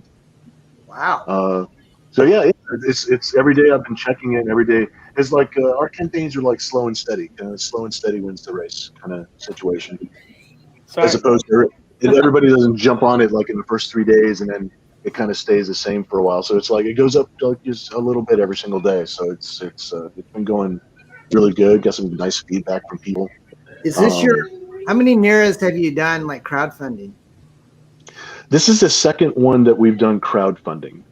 The one right before this was the Nira X Zombies versus Cheerleaders crossover. That one is actually shipping out to backers right now. And I've actually gotten notes from people that have just started receiving their packages. So that's out the door. And I should be like, there's we only overprint like a very small amount from what the backers actually ordered. So my online store or my website or on Fivefinity's website, you'll be able to still pick up, random issues here and there, like some of the overstock. Yeah, but I haven't received my things from the printer yet. I'm actually just about to receive the blank sketch covers for everybody who backed the sketch cover tier. So I'll be working on that fairly soon. As soon as I get the package from the printer on that one. Now, does Committed get your books in like stores as well, or is it strictly direct to consumer? We were putting stuff in stores. I don't know how this year has actually panned out because it's been a while since I've actually put like the omnibus was like last year or the year before last, and that was technically our issue 0, which is like a 300+ page book. And then we did issue 1, which we had at the stores and we had at shows. And then thanks to COVID, everything just kind of upside down a little bit. So right now, issue 2 is only available through the Kickstarter or through our websites. Gotcha. Nice. And then there's retail tiers on the Kickstarter. So some retail stores actually will have the issue on their shelves, which is nice. But it's not. I don't believe we've gone through Diamond or through the direct market with any of the issues. Yeah. I can't. I go through my collection and I obviously have a lot of Zen and Nira X. I can't remember who did our logo. Did you do that, or did we have Kurt do it? Or no. The logo for Nira X was actually designed and drawn by Ben Go. Okay. Yeah. He was one of our 3 amigos back in the day. He's another artist that used to hang out with me and Thad. We've known each other since our times in school, as it were, back in college. Everybody probably likes the cosplay cover. Yeah, the cosplay cover is so cool. They were the 2 of them were actually in San Diego with us. I did an impromptu. We had a photo shoot up in the mezzanine of San Diego Comic-Con. So we actually had like official pictures that were being shot, and then I was taking a bunch of candids while they were doing that. But I've got their links up on the thing and inside the book also. They're 2 very, very successful cosplayers. You look them up on Instagram, Beak Cosplay and Amy October. They actually came in from Australia, which is amazing to me that anybody would fly in from Australia to dress up as our character at the show. So that was amazing. Yeah, that was like a bucket list item to check off. for sure. So that was a lot of fun. They're super cool. Got to hang out with them for the show for that weekend, and it was pretty awesome. That's awesome. Hey, you didn't try to hit on your own character, did you? Are you kidding me? Of course, all weekend long. No, they're super cool. They're so fun to hang out with, and their sense of humor is like so on point. And of course, the Australian accent. I was just like, "You guys are cool," So it was definitely a fun weekend hanging out with them. They're pretty awesome. Did you volunteer to be their chaperone, or? Oh no, they know better than to keep me around that long. That's. Oh man, that's too cool. Who did the costumes for them? Do you know, or did they? They actually made the costumes themselves, and parts of it were 3D printed, like the belt and the leg band, like in the shoulder pads and stuff like that. They 3D printed most of that stuff. They created the costumes all themselves. Yeah. Wow, that's cool. Awesome, buddy. So, if you were a fan, which one would you recommend picking up? I would recommend all of them. Pick one of each. If you could just get one of each and give the rest away as Christmas gifts, that would be fantastic. I gotta teach. Go ahead. I'm sorry. I gotta teach Don and Bill how to grift better, man. They're giving away free books and saying to buy one copy of something. You guys gotta push harder, man. Tell these people. The piece right now, Bill McKay's artwork just knocked it out of the park. Just so nice. It's nice to see a book with sexy women, you know. Yeah, I've never seen their comics never come out with sexy women, and I was just thinking to myself, we should not have anymore. They used to all the time, you know. And anybody I was working at a comic store catalogs. Oh yeah, I remember that. I was working at a comic store when Danger Girl and Lady Death were here. Oh, Danger Girl is always such a favorite. I mean, J. Scott Campbell's work is always like an influence on my stuff too. There's a lot of those Image guys. I look up to a lot of those guys. I mean, it was during the '90s that they formed Image, and that was right during that time that we started publishing.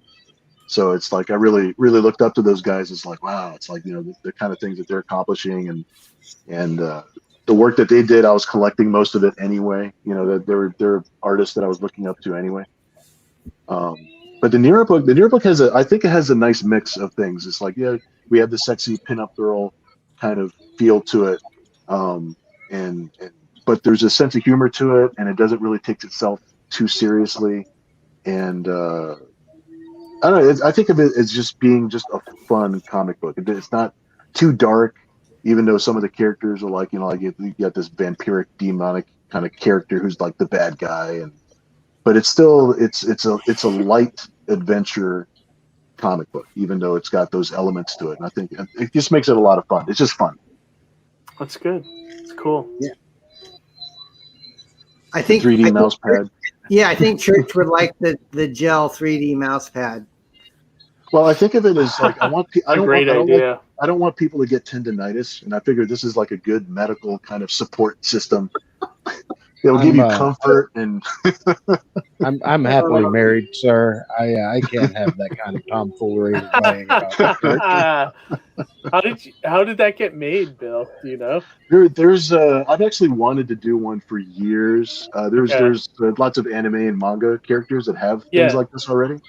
Tom is actually the one who knows how to research and find printers, and there's a printer out in China that actually specializes and does this. There's a template.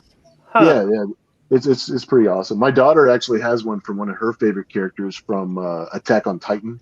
Oh yeah. And it's a male character, so obviously it doesn't have boobs. It's such a hilarious mouse pad because the part where the boobs would be, it's like his butt, and she just laughs so hard. She laughs so much when she sees it. She's got it on her desk.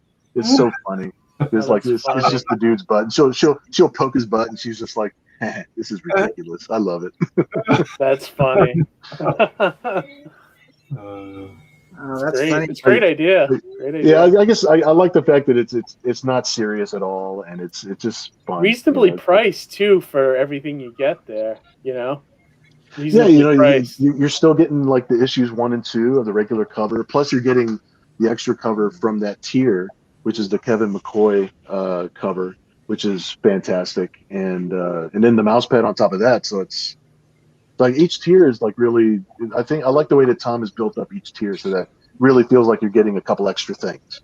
Yeah. And then because we've been kidding our stretch goals, like one of our stretch goals was this oversized foil sticker, and it's literally it's like this big. It's huge. Oh wow. And a little mini print and a little this, a little that. So if you go through the stretch goals, you can see like the different things, and then everybody in all the physical tiers are getting all that stuff on top of everything else. So I think he's built up the tiers so where everybody feels like they're getting like a few extra things on top of the stuff that they wanted to get in the first place.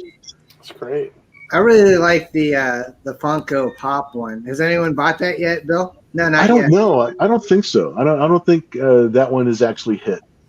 But we'll see. We'll see what happens by the time it's done. It's actually, and it's not an official pop figure from the company. This is a custom Funko Pop figure that's actually created by an artist who does that. That's like his thing.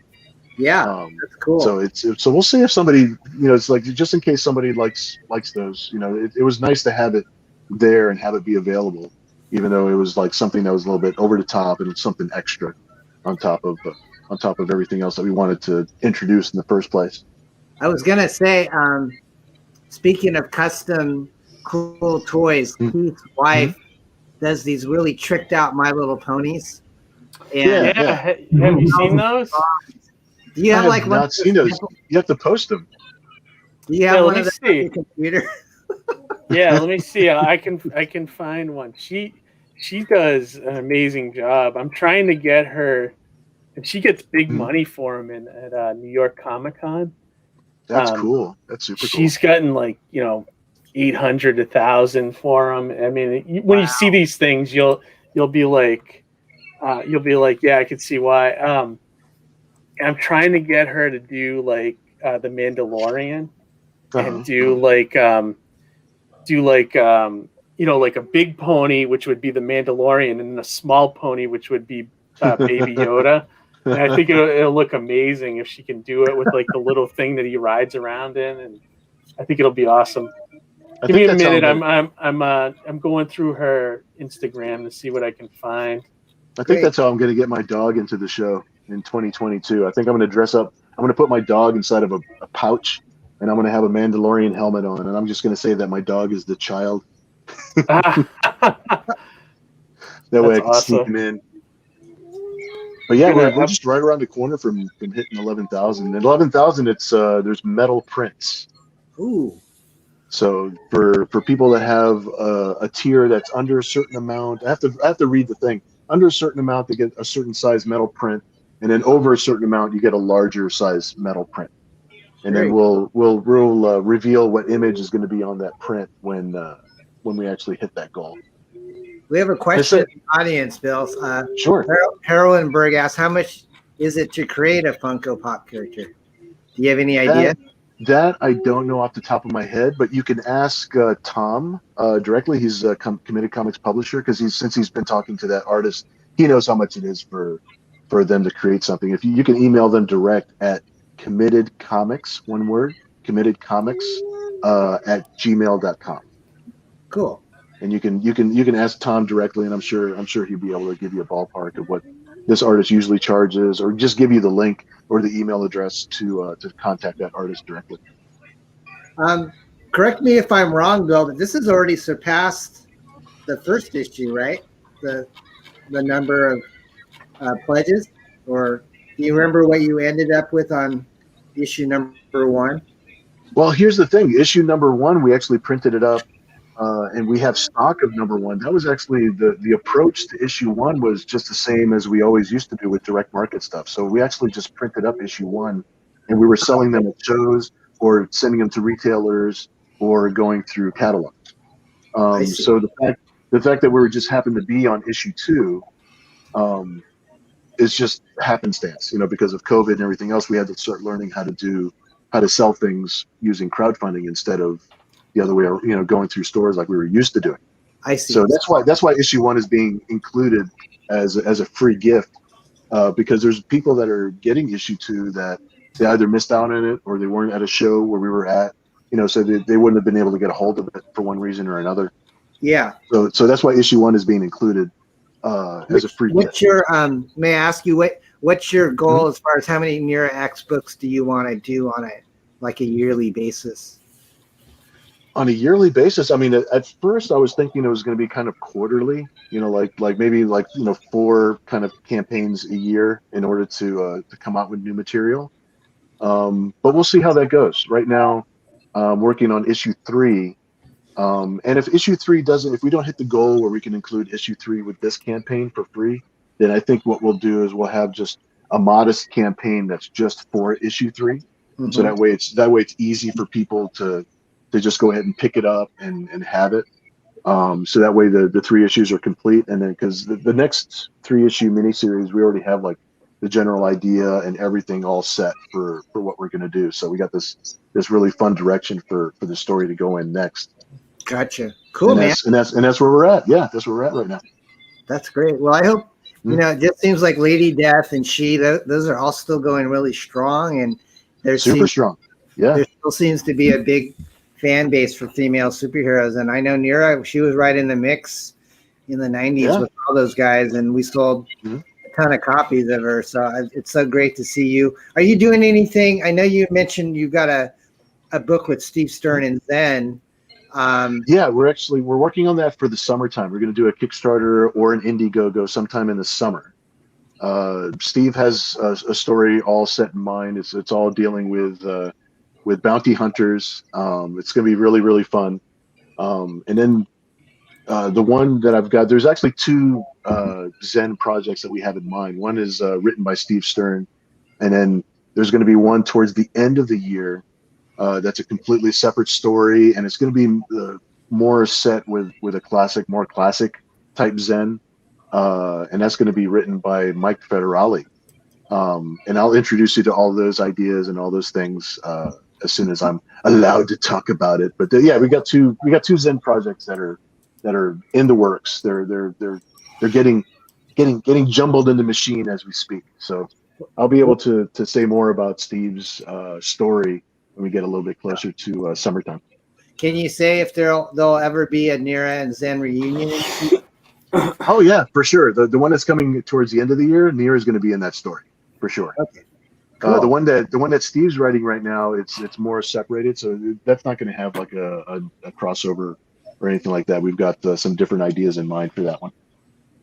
Great, awesome, bro. Well, I wish you the best. You've got a week thank you. to go, and yeah, a lot of cool stuff in that, my friend. It's a lot of goodies. Did you ever find any images of your wife's? Yeah, I just shared my screen. So. Oh, you did? Okay, so let me stop. Oh, here we go. This will be fun. Yeah. Yeah. So she takes My Little Pony figures and recustomizes them into other things, and that's the Demogorgon pony from Stranger Things. I mean, that's like awesome. The details. Crazy, like she has like the saliva coming down. There's a side shot of it. That's great? That's on point. Yeah, she does a great job. I mean, it's so funny how they come out, and people like now in New York, people seek her out because like the people that have bought stuff from her. So that's one of them. This is she did the alien, the xenomorph. That's awesome. That one came out really good, I think. And then she also, I couldn't find it. But look at, like, she even did the teeth, like, inside. Like, it's insane. Like she did the second jaw and everything. She did the queen at one point, and I couldn't find a picture of the queen, but she loves the xenomorph. And then there's the Ant-Man and Anthony.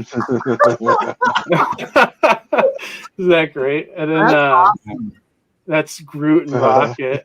Oh, yes. Dude. And then someone mentioned Attack on Titan. I don't have a good picture of it, but she did that Attack on Titan with like a little person hanging from the...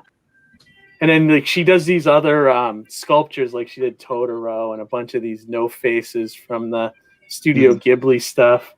Yeah, she's talented. Yeah, that's on point. Seriously, I'm glad that she's taken off like that. Yeah, it's funny. She's an amazing artist, but trying to get her to do something for me is like a whole other story. Isn't that always the case? Yeah, no, she does do some things. Like she likes to draw, but she doesn't like to. Like it's hard to get her to do like a sequential kind of thing, Yeah. So like she has done sculptures and things for me, but yeah, these are great. Like, can you imagine how good a Mandalorian and Baby Yoda pony will look when she gets that done? That'll be sweet. Are you kidding? Yeah, I think she can easily get $1,000 for something like that. So eventually, are you going to make like a little art book or like a little coffee table book with pictures of all of the? Yeah, I told her that we were actually looking to make like a card set or something, but yeah, she definitely should think about that. Oh, for sure. Yeah. Everybody, the people that couldn't actually buy the sculpture itself, it's like it'd be kind of nice to see it like an art book like have a that picture with of a collection. It. Yeah, have an actual collection of them. Yeah.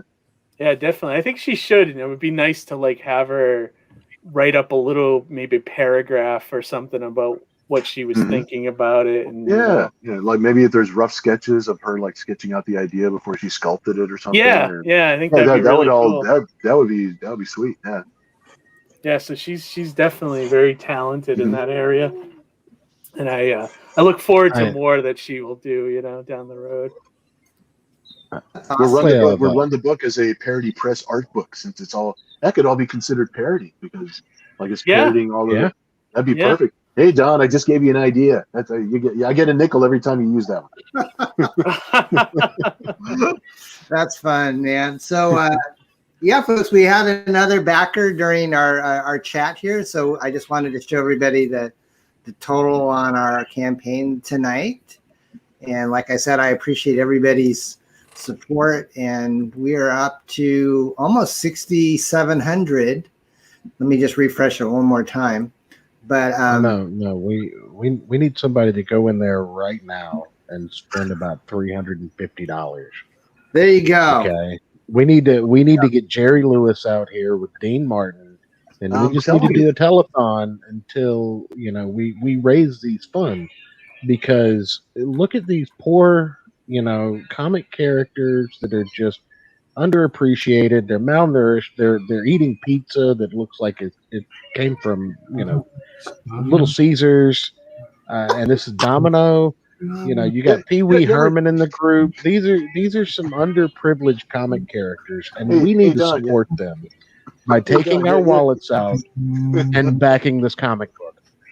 You ever wonder how that pizza stays together? I'm going to let Church host from here on out, because I think he's going to make it happen.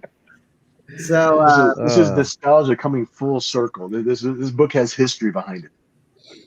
Oh yeah, we reviewed the original X-FARCE on the Gospel. That's correct. This is a new generation of parody being brought forth for you, the people.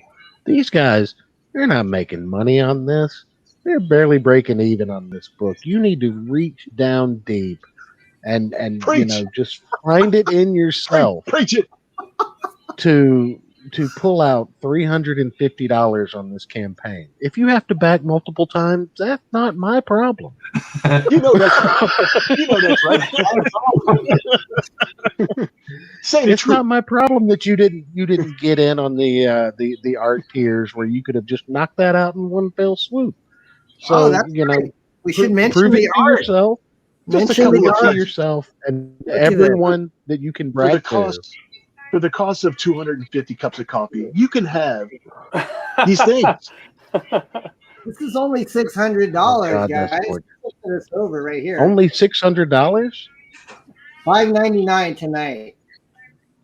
Okay, all right. That. It's Look, signed. I can get a bus ticket to the unemployment office because I've spent my life savings on this cover. That sounds like a great deal. Yeah. Tell Biden to hurry up with that COVID relief money. That's right. Where's my money, Joe? They could spend their money on the campaign now because they know the check from Biden is coming. So it's almost like giving yourself a loan. It's like giving yourself a little loan. I think Joe personally needs to come back this comic book for $350 to push Don over the edge because he promised us $2,000 checks day one. He promised true. us, That's and true. he lied. That's true. That's true. Yeah. Now all of a sudden it's a $1,400 check, so it adds up to $2,000. That's not his $2,000. So he needs to buy some books. He needs to buy some books immediately. That's right. You guys are It's for the people. He needs a copy for his dog. I mean, they have Twitter accounts. Why can't they have their own copies of this book? They should. Oh man. Okay. I would be, because it's about superheroes, to be muscular hypertrophy telethon. Is that? That's a word. Hypertrophy telethon. Okay. Critical Blast says Joe would come to play at 600, but then it would be 200 when it cashes. Only for tiers with less than 2 backers claimed. That's right. That's right. Don't get fooled. Don't get fooled by Joe. If you don't let him sniff you, you're not getting any money out of him. I'm sorry. Was that out of line? I can't tell. No. There's lots of evidence. He's a sniffer. He's a sniffer. Gotta be careful with that. Don't use that. Don't use that moisturizer that smells nice on your scalp. Yeah. He'll come no for lavender. No lavender for me. No lavender. Yeah, we're showing you some of the cool artwork here, and then I have actually Mr. Willis's cover. Let me grab it. Don and I spoke privately about a secret idea for another Rob Willis variant cover, and I still think that's an amazing idea. You remember, Don? Oh, Rob, I don't remember our conversation. You didn't have any physical proof that Rob Willis was working on the cover yet, and I said we don't need it. We just get a photo of Rob Willis in a swimsuit and put him on the cover. That was actually Church. I did mention that to him, and he says, "I'm such a narcissist. I would love to have that done, but he's trying to not be a narcissist, so he politely declined." But he was up to actually having his photo on the cover, and we were going to do a joke Rob Willis cover, but it would only be a picture of him. But it didn't come to fruition, unfortunately. All right, paparazzi, now's your chance. You got to go stalk Rob Willis. I'm kidding. I'm joking. Do not go stalk Rob Willis. If anybody stalks Rob Willis.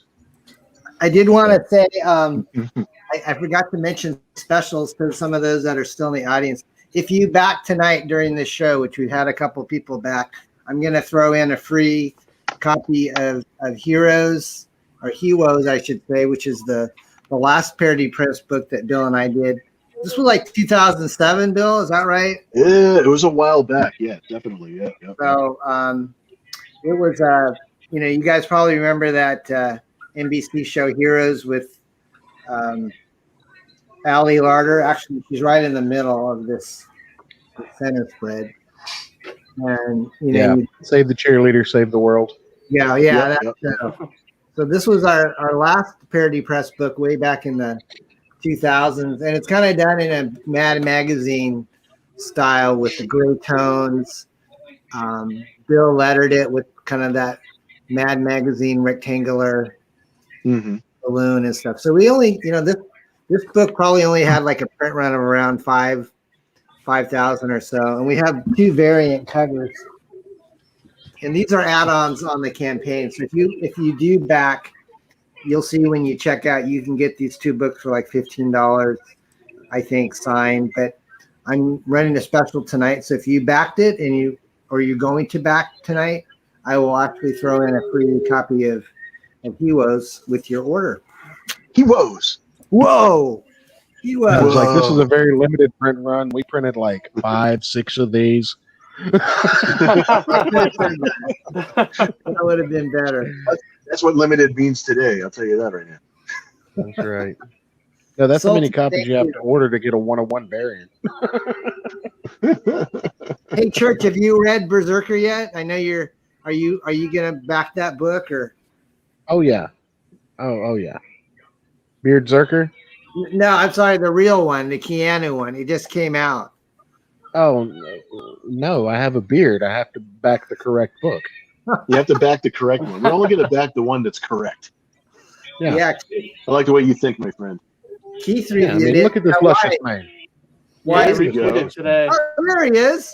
I've never Ah, seen you in person, my friend. You are Wow, the inspiration for the beard zerker. Yeah, that is that's what a I'm talking fancy about. beard. Yeah. I don't have the best camera and whatnot, so I usually try to keep a low profile, but when I mention the beard, I have to make an appearance. You look like you sound. I mean, you're not far off from the way I imagined you. That was an So- official beard appearance.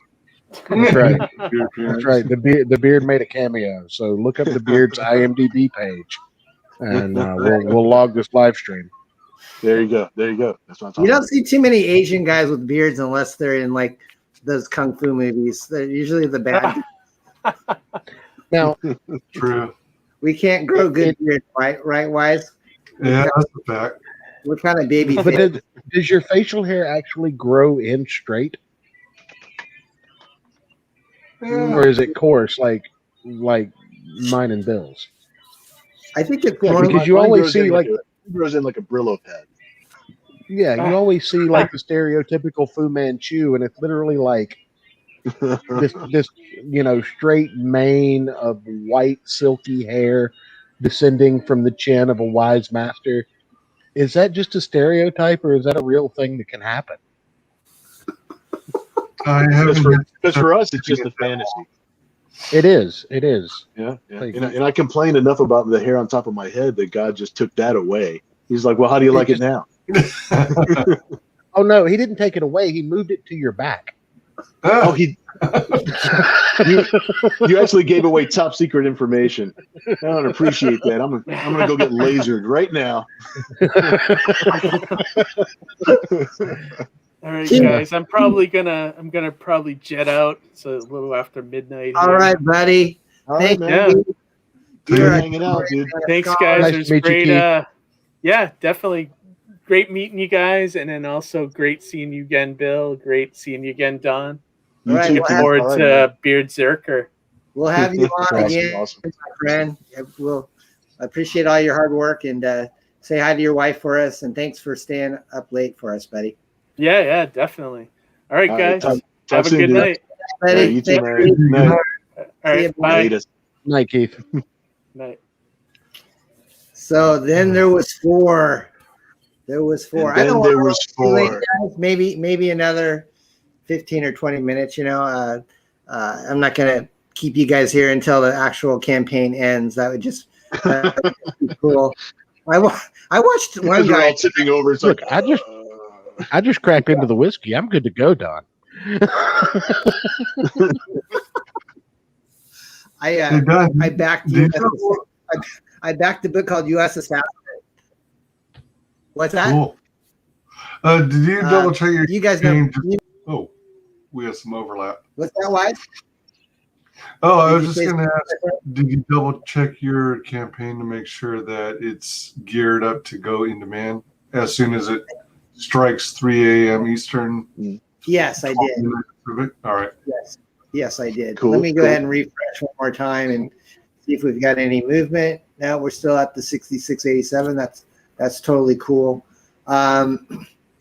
Yeah, one time I was on a stream and it was the U.S. Assassin guys, and they were actually up until 3 a.m. Eastern time. And I said, I don't think I want to do that. That's hardcore. If I don't get my Man,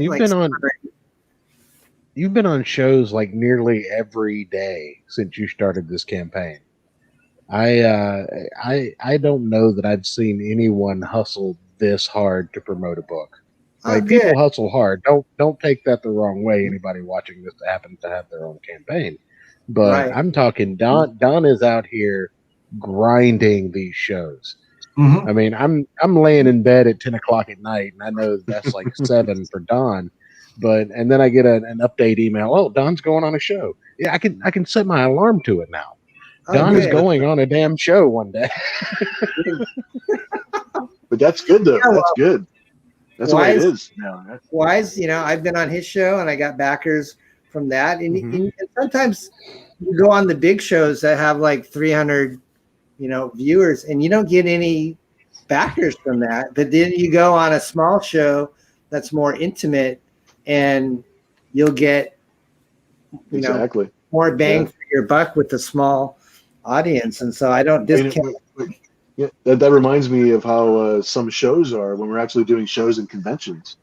I'll go to a really big show, and because the show is more geared for multimedia and TV and all this sort of stuff, I get a certain amount of activity, a certain amount of sales, and a certain amount of fans that come up.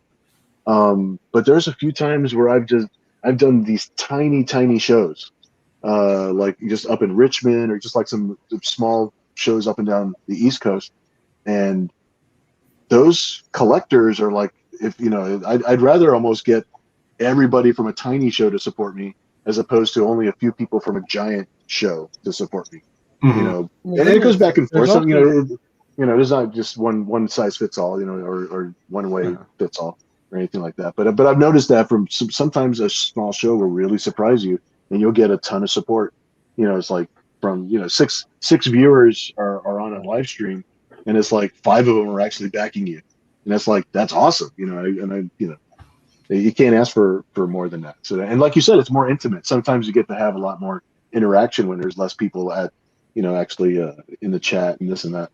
Right. So it works out good. Yeah. It's like, it doesn't work out the same every single time, but you got to be thankful for sure. Yeah, you got to work all the different shows. Yeah, for sure. Nice. We have a guest in our audience, Purple Smurf. I was actually on his show last night. He did a hamsters live draw stream, and he's got a new book launching called Tales. Is it Tales of Zero? Purple Smurf? I think that's what it's called, but it's launching, I think, starting tomorrow on Indiegogo. So definitely check that out. He's been a big supporter of our endeavors here on this channel, and I appreciate Purple Smurf a lot. He's got some good looking stuff, kind of more retro adventure sci-fi stuff. Critical Boss says my links in the description don't work. I'll have to fix that. Oh, there he is. Hang on, RJ. Hey Don, how you doing? Good, man. Was it? I hear some background music. Is that somebody's? That's me. My chapel has escaped. I was going to make my humble. We have an escaped chapel. I do. She's tiny, but she's fierce. I just wanted to say it was great hanging out with you guys. Congratulations, Don.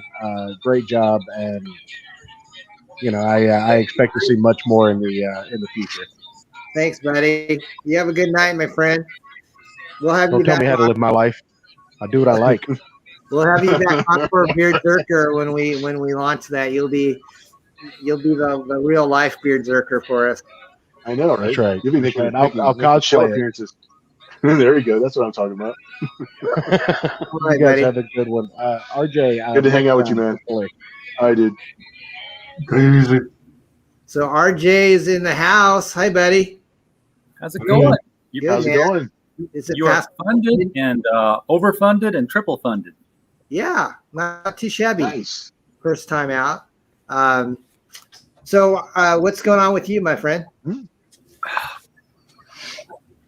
It's boring stuff to most people, but stuff I get excited about because, I get excited about numbers because I'm a data guy. You know the shipping thing that I'm doing, Don.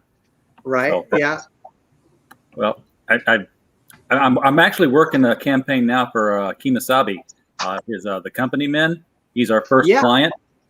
So we're bringing his book from Australia to the U.S. Is it either 10 or 12? It's $10 shipping. Nice. Which is cool. But I've always had people come to me after that and say, "Hey, you're the international shipping guy." I'm like, "Well, kind of, sort of, yeah." And I'm like, yeah. And he's like, help me get my books to the UK, help me get them to Australia because it cost me an arm and a leg. And I've always been like, I can't do that until last night. Until last night, when I started, well, I've been working on it for a while, and last night the numbers came together, and I double and triple checked them and ran them past people smarter than me, which, a number of people fit that category. And it looks like I might be able to ship a comic book to the UK for $15. Wow, that's amazing. Which would cut like 10 off of and I'm talking like an 80-page graphic novel. Like what service, or can you tell us what kind of service that might most likely be, like first class, or is it priority, or? It would be Royal Mail Tract 48. Ooh. I don't know what that means, but it's because it's the UK, Nice. So RJ, you're in like the St. Louis area, right? Yes, I am. So it's pretty late for you. You normally aren't up this late, are you? Usually not streaming. I'm up till about 11:30 or midnight every night. Writing stuff, doing video introductions and stuff for getting ready for the next night's stream. You are probably the most consistent streamer I know. I know Wise. Are you on every day, Wise? Many days, but not always. Sometimes I have weird little gaps here and there, but I stream at all kinds of crazy times of the day. Yeah. And sometimes, like you were talking about, you guys were talking about how some people, do this closeout streams where you're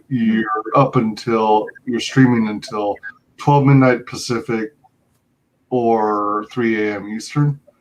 I've actually done that a few times and actually stayed up that late. And I also had a chance to close out Nephilim Squadron. And we were up till just past 3 a.m. Eastern. Wow. Makes me sleepy thinking about it. Now, you guys have like day job? I know, RJ, you work, or actually you were trying to find a job last time I think I talked to you, right? I'm employed again. I'm no longer, a bum on the internet all day long. But yeah, I've been working a day job now for the past month, and it's. Are you calling me a bum? Well, that's good. I'm glad you found. Are you like working in your home, or are you working actually out in the real world? I'm working in my home right now, but I got to drive this weekend and get out into that real world. I've got to go down to Bentonville, Arkansas. So I'm working in Walmart land. So I'm right there in the center of the country. Wow. And they require, I'm going to be working remote most of the time because everybody is, but they want me to be close. So I've got to, I've got to relocate down there, and I've been back and forth with that. So you mean relocate? You actually have to move? Yeah, I'm going to have to move eventually. Oh, wow. How far away is that from where you currently live? About 5 hours.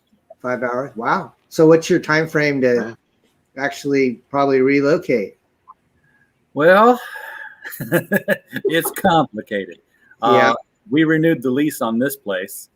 So basically what I'm doing is I'm renting. I went from renting a house, which was my plan, a smaller house. And then my wife decided to renew the lease on this place. So I'm like, okay, I'm going to rent a hotel. And then my relocation money got taxed. I'm like, okay, who has a room? So I'm down to the renting a room level in somebody's house. Wow. And I'll be basically doing that for a year. And after that, I'll be border somewhere.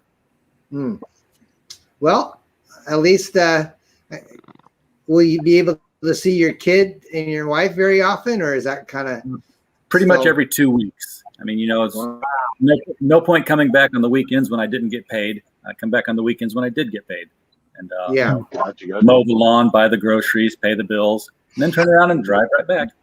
That's quite an adjustment, my friend. I wish you the best. I mean, that can't be easy. It cuts into the streaming time, Don. I don't like that. Yeah. I maybe do. You think of it as a streaming from my car. Mm-hmm. It feels like a deployment. So you're on mission, is what it is. Don't stream and drive. Don't stream and drive, my friend. I'll get myself one of those little dash mounts, and right before I pull out, I'll just hit the StreamYard thing and say, "It's open mic. Who wants to come in and talk with me for the next 5 hours?" That'll get the watch hours up. That's great. Just have like several webcams inside your car, just going. So RJ, you're what books are you really into lately? I know you're company man and there are 2 others that I'm really into. Well, I'm really into X-FARCE Reloaded, and I backed that, by the way. So you did. Thank you. I did back that early on. I backed that. Can I share a screen? I'll share the. Yeah, please. Let me do a little hunt for him here. Sure. All right, this one. I think I have a Critical Blast banner, and let me see if I've got a Critical Blast banner already for you. So definitely check out RJ's show. He's got a lot of guests, a lot of people from entertainment, comics. You yourself are a writer. You know, he's worked on the Remo Williams book series. This is true. You remembered. Yeah. I remember Remo Williams, the movie with Fred Ward. That was one of my favorite movies from that. Was that in the 80s or 90s? I can't. That was the 80s. I think it was 85. Yeah, it sounded like an 80s property. I mean, the book's been going on since 71. So. Okay, RJ, I'm going to add. So that's the one that you wanted me to reach out to the creator and try to get their numbers up. Yeah, he's in Ireland. He's got 2 daughters, so he can't do the stay up late thing on the weeknights because he's homeschooling him and he's got to take care of them. But this one is just cute as a bug. And I don't know if that translated into Ireland when I said that phrase. I don't know if he's familiar with it, but it just looks like it should be a Mattel doll line. And right. His artist is out of Italy, so this is her style that she's done on other tiers or other projects of her own. The world that he set up here, Monsterland, it's a world where evil rules. The tyrant king is in charge, and if anybody exhibits a glimmer of magic, they have to audition in front of him. And if they show that there's any good in them at all, he locks them straight away into the dungeon, so that he doesn't have any competition. And Glenn is thrown into the dungeon, which is where she finds all these other people who've been thrown in there. This boy band vampire kid who's been in the dungeon for like all his life. So he's a teenager, but he has no game when it comes to girls.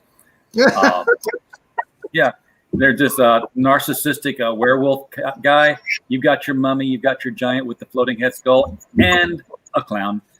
It looks really good. It's just, and the interior artwork is by the same. You know, if you love the cover, you'll love the interior. It's the same person doing it all. Yeah. So that's the one I've been pushing that hasn't made funding goal yet. It's halfway there. Backer Tracker says that it will make it right around the last bit of the time that it's up there. The other one just got funded yesterday, so I can breathe a sigh of relief because I hate getting refunds back from Indiegogo. It messes up my accounting something fierce. Yeah. And if Indiegogo will cooperate,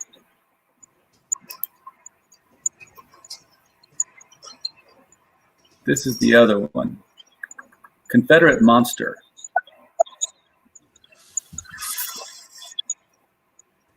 Man, my internet's dogging tonight. That's all right. We had a half-hour delay getting this guy up, so you're fine. My router was giving me the red line of death, but my wife was able to resuscitate it. Yeah, I saw this guy on a show. I think he might have been either on your show or possibly Keith's Keith might have had him on. Yeah, I love the idea, and also love his artwork. He was doing this on Patreon for like a page a day kind of deal, and I had him on twice before, and I was like, you need to make physical copies of this book if you want to make money on it. And he finally came around and did it, and it worked. He's making money on it. This is set right after the Mary Shelley story. Igor, or Igor as he says it, has run away from Transylvania or wherever they were to America, and he gets here just in time for the American Civil War. Nice. He's living under a different name. He's gotten married. He's thrown the life behind him that he had, and unfortunately, he's recognized by somebody in the Confederate Army, and they realize that, oh yeah, you have knowledge of how to bring the dead back, and we're losing a lot of soldiers. So, they basically kidnap his wife and hold her at ransom to force him into reproducing Victor Frankenstein's experiments. But he can't do it, so he's going to have to get Victor back to help. Cool. And this guy's... is he the writer and the artist, or does he have a team? No, he's the writer and the artist. It's all him. Yeah, looks pretty cool. And you can get all 3 issues of this thing. Wow, a vinyl soundtrack. That's pretty awesome. Yeah, that's a new stretch goal he just added. A vinyl soundtrack, if he hits the 7,000 and you pledge more than $75 already, you'll get it for free. I think I pledged a $50 one, so I'm going to get this prequel comic. You're going to get the 20-page story of Igor's journey to America. One of the things I wanted to show down here was he has these prints.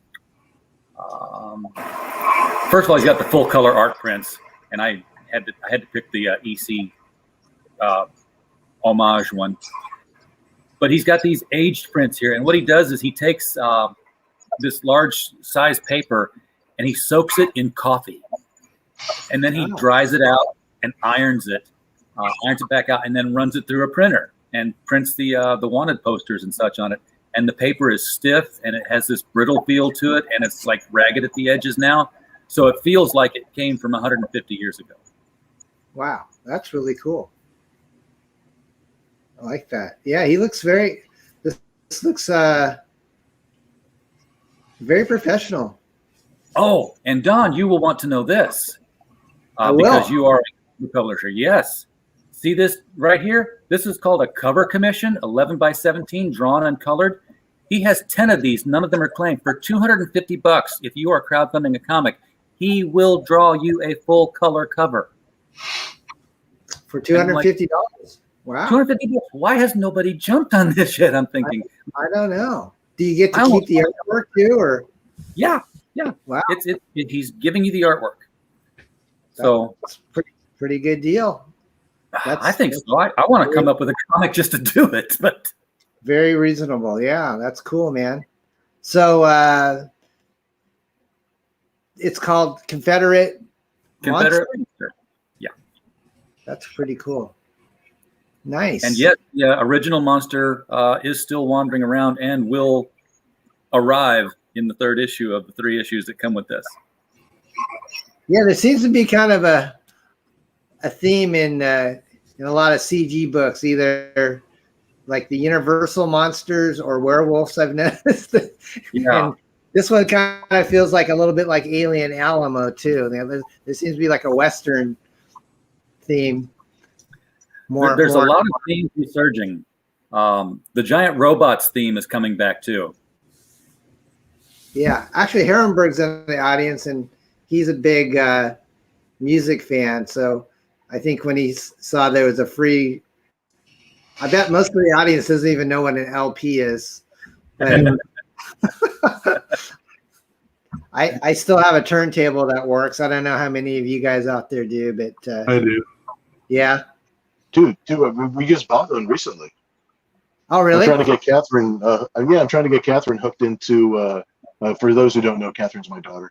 She's 23, but I started to get her back. I started to get her into collecting vinyl, and we started by actually there's a used record store that's near the beach here, and I just started buying like some 80s stuff, and she's just like, yeah, I know this song from Guitar Hero, like the different things.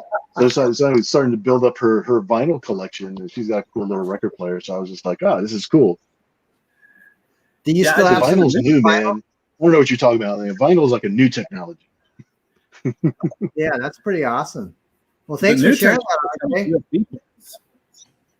It's so tough with. Oh, there he is, Bill. It's so tough with so many cool projects. I just wish I had indisposable income to just back everything. Yeah, me too. So many I would back. I did back this one. So thank you, RJ. I know you backed us. I appreciate it. Wise backed us as well. Let's see what we got going on in the chat. I know Wise, you've been a great moderator. You've been just like interacting in the chat and a semi-mod. I just got wind from Gingy that whenever I share a URL, it comes up as a colon in quotes. Yeah, you're sending us blanks, man. The description URLs are all taking you to HTTP blank. No, that explains it. And all this time I thought I was being helpful. All I've got are descriptions. You might get more pledges if the links took you somewhere. Yeah, I would say so. Hey, Bill, we had an earlier question. Someone asked if Nira would ever be on Indiegogo. Do you know if Committed is just going to keep it strictly on Kickstarter, or if they might both? Nothing is carved in stone as far as like us keeping it on Kickstarter or also doing Indiegogo. I know that Kickstarter is just something that we already halfway knew how to work. So that's one of the major reasons that we went with Kickstarter. Right. As soon as I learned how to get myself around Indiegogo, I'll probably do Indiegogo campaigns of my own. So I'm sure that Tom and I'm sure that Committed is also considering either doing Indiegogo, or what I've seen a few other publishers do is that they'll start an Indiegogo campaign, and apparently there's a thing where it's kind of a standardized thing that they have where you either start it as a Kickstarter and then you transition it into an Indiegogo campaign, or vice versa. But there's something that Indiegogo has where, and that's the reason I'm not on Indiegogo, is because I don't have all the ins and outs worked out myself yet, and I'm sure Tom is still learning some of this stuff there too. So I'm sure that we'll be doing both. That's the way things are. That's the direction everything's headed. So, nice. And that's where the fans are. So you have to go where the collectors are buying. You have to go where they're at. So right. The only reason I still have a Facebook account, because that's where people are. Yeah. So that's where I'm going to be. You know, Bill, I find that it depends on what your comic is. There are comics that do great on Kickstarter that fizzle out on Indiegogo. I did a study this past week on books that were being crowdfunded that made it to a second issue and beyond. So, I mean, same title, number 2, number 3, number 4. And there's a book series called Miskatonic High that's made it to 10 issues on Indiegogo. And, I had him on the show last week because I was like, I found this book and it looked great. He's like, yeah, we tried Indiegogo and we got nothing. Everybody finds us on Kickstarter. Right. And that's the thing is, I think eventually what most people will have to do, especially if you're not really sure which audience you're gonna dip into, is you might end up having to do both. So that way you can actually spread yourself out to where you can reach those two different audiences, because people do prefer. There aren't a good spread of people that actually go to both. Everybody usually has a favorite, or they have one that they're more comfortable with, or they have one that they already have an account with and they're just comfortable buying and putting their bank account and all that sort of stuff with a certain account, whichever way it goes. So you want to be able to reach both of those audiences. Hey, I have a question for my StreamYard veterans that are in our chat. We have Wise and RJ, you guys have been doing this a while. I've got an extra guest. Edwin's here, and also Purple Smurf wants to join, but his little window where I can add him is like on a, I can see all of you guys, and then he's like right below, but I can't get to click on his icon. You've got an invisible scroll. You've got an invisible scroll underneath there to scroll him up so you can see him. Let's see. Yeah, I don't. There should be like a vertical scroll bar. It's really hard to see. If you, you're gonna have to move your mouse over it. Oh, there we go. Okay, got it. Sorry about that. There we go. Hey, we got a couple new faces in the audience. Welcome, Edwin and Purple Smurf. Hey, Hey, thanks. guys. Gotta keep doing this. Yeah, That's right. all right. How's it Back going? again. Back at Yeah, it again. I was just on their stream last night. Edwin was doing a little bit of conversing with Purple Smurf, and Smurf, you drew an awesome hamsters as the X-Men. That Yeah, did you see the colored version? I finished the colored No. version. Oh, No. I'm gonna grab it. We'll put it up. I'll grab it. All right, that'd be great. Hold on. So Edwin, if for those of you that don't know, he's got a crowdfunding book called The Ace. You're in like your second 30 days. Is that right, Edwin? Yeah, we just extended it a day ago, so now we're starting the next 30 days. Awesome. Trying to make a push. You want to share some love and show us your trailer, or I can pull it up or whatever? Yeah, if you can pull it up. I'm actually on my phone, so I can't share Okay. anything at the moment. Let me go see if I can find that here. There we go.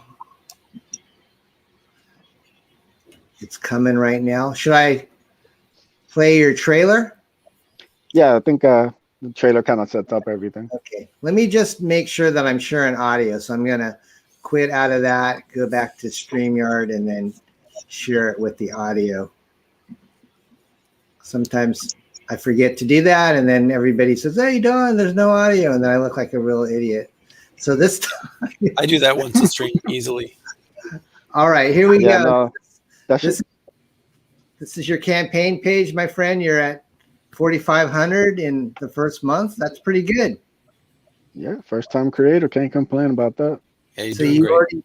you already met your goal, and you've got this awesome shark villain and the ace. So we'll just go ahead and watch this trailer, and then maybe you can answer any questions that our guests or the chat have. So that sound all right? Yeah, man, sounds good. All right, here we go.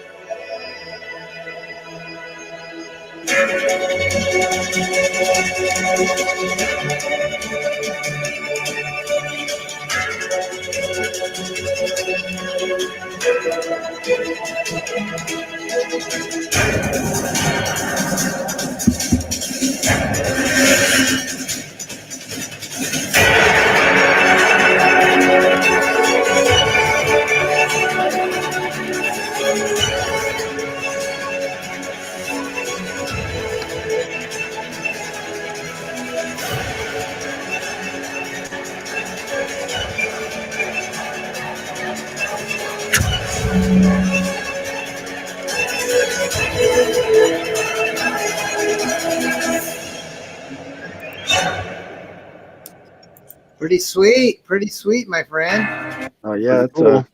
badass trailer. Shout out to Red Gaze for that. Did a great job capturing everything that the book is about, really. Awesome, bro. So, who's your artist on this project? Yeah, so my main artist is Ibai Canales. He's done Iron Sights for Richard C. Meyer. He's done Abductables. Currently, he's doing Abductables 2 for Michael Derrick. I have a great cover by Donald DeLay right there. Colors by Theo Gonzalez. Yeah, it's a badass cover. We just offered that now as a poster for the next 30 days.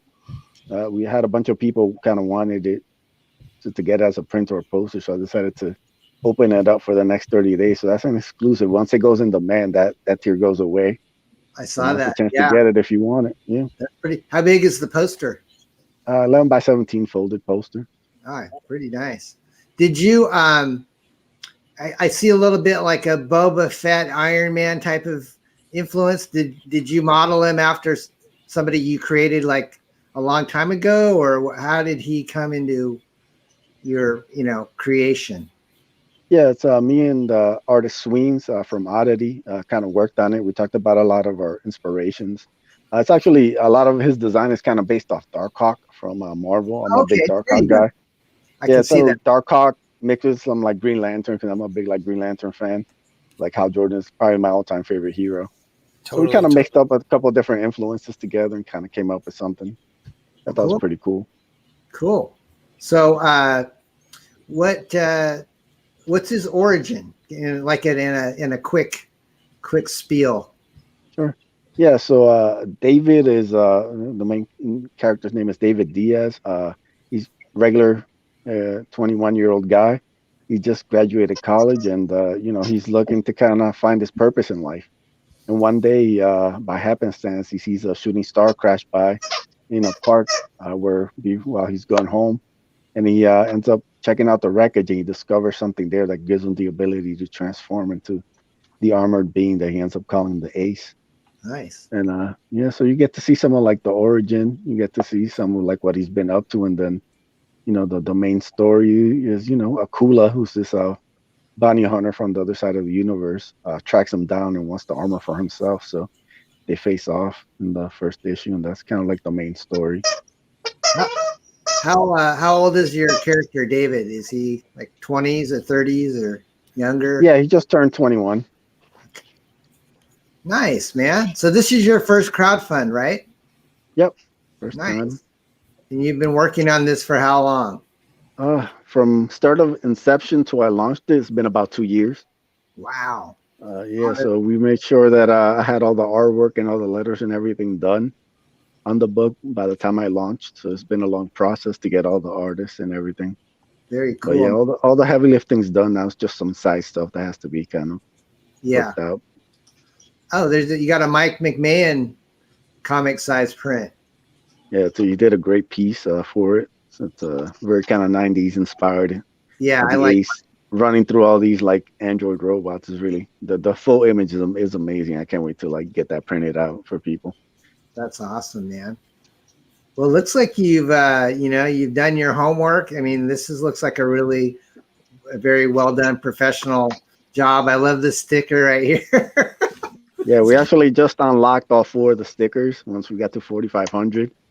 So you'll be getting 4 6 a.m. stickers, one of Ace, 2 of Ace actually, one of Akula and one of Angelique. So those have been unlocked for all backers.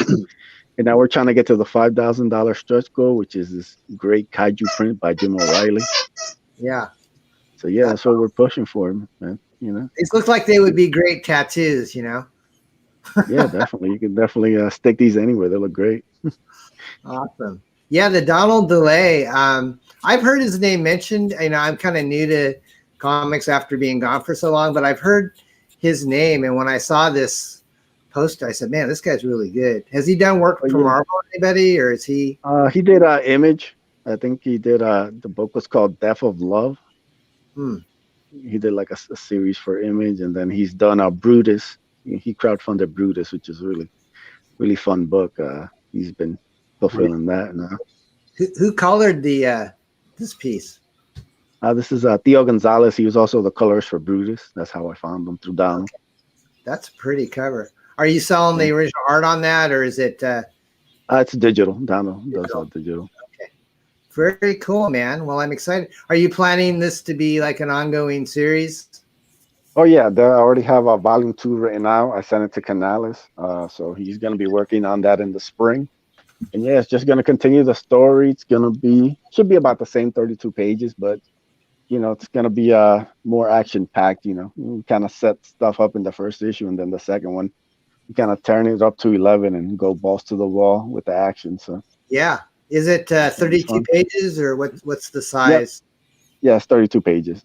Each issue is going to be about 32 pages.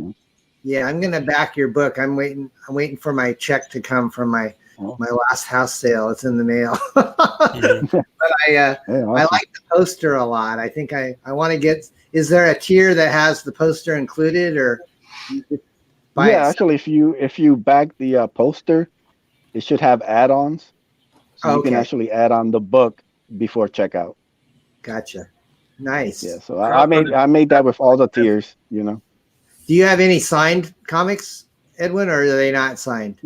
No, they won't be signed. We're gonna see how this one does, and maybe if people want it for issue 2, then I'll feel more comfortable. But as a first-time creator, it just feels a little weird to be signing your work. I like your $15.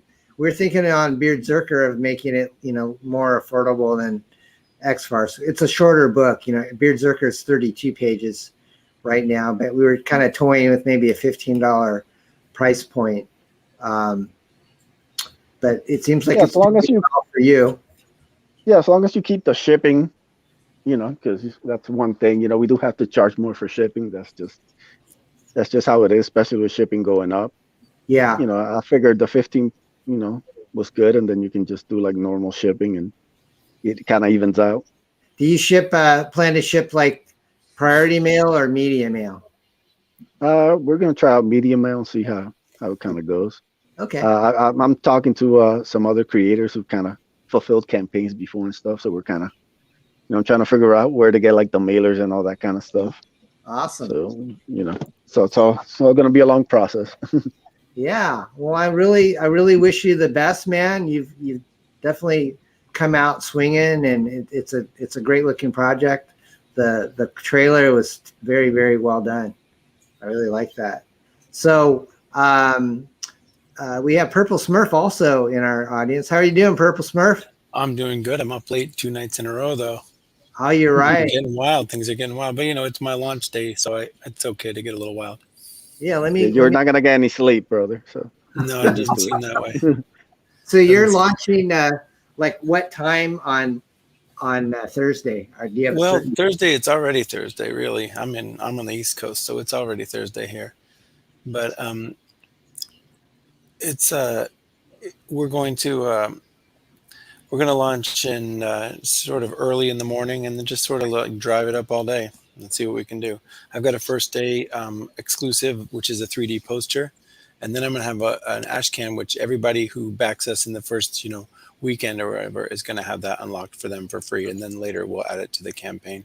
So yeah, we just want to have a good early push when we launch, and we might not do it in 1 hour, we might not do it in 2 hours, but we'll do it. We'll do it. Let me pull up your campaign. Yeah, is that launching soon?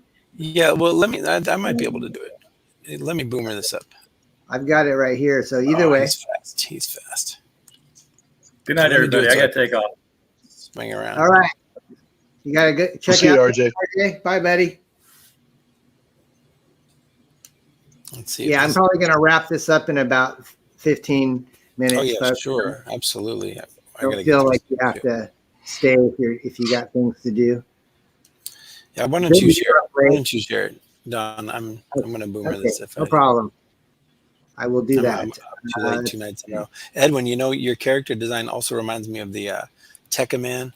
Remember that Tekkaman Space Knight and Tekkaman Blade? Those are great shows. I love the original one of that. So it's that classic design. It actually way predates Boba Fett.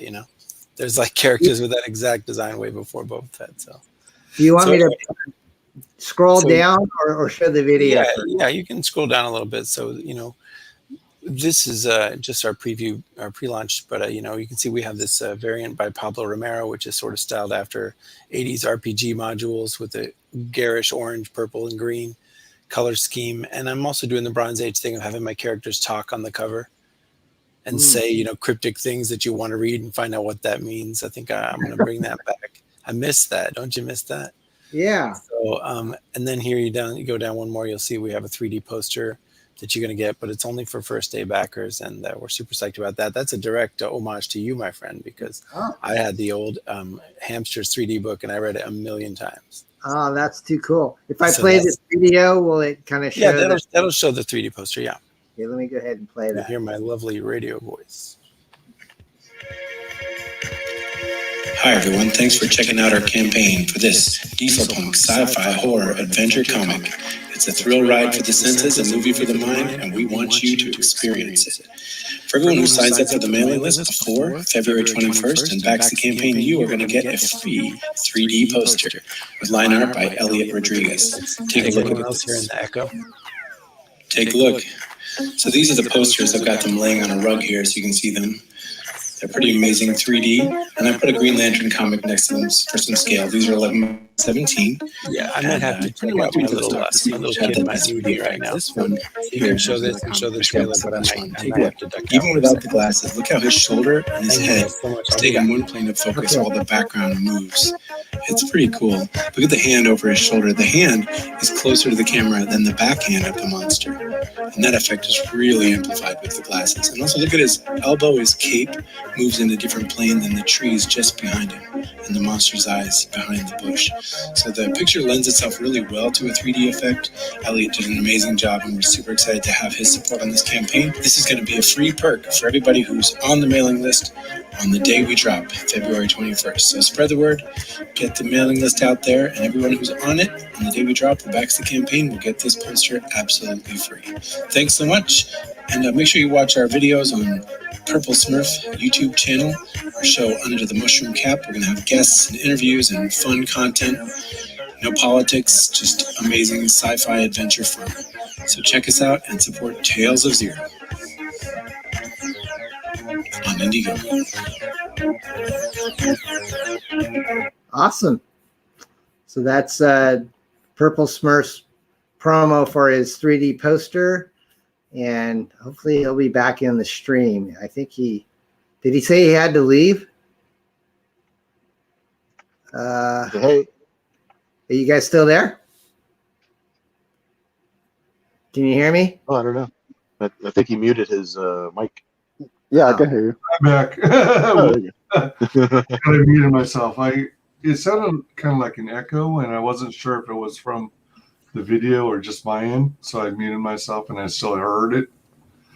But yeah, he stepped away to go see his kid, and he said he'll be back. Okay, no problem. No problem. Yeah, I'm back. Thank you. Okay. I got two kids sleeping nearby. But anyway, so you watched the 3D one? Yeah. Yeah, it was a lot of fun doing that. You get glasses with that Smurf? Yeah, the glasses will be included. We will provide the glasses. Nice.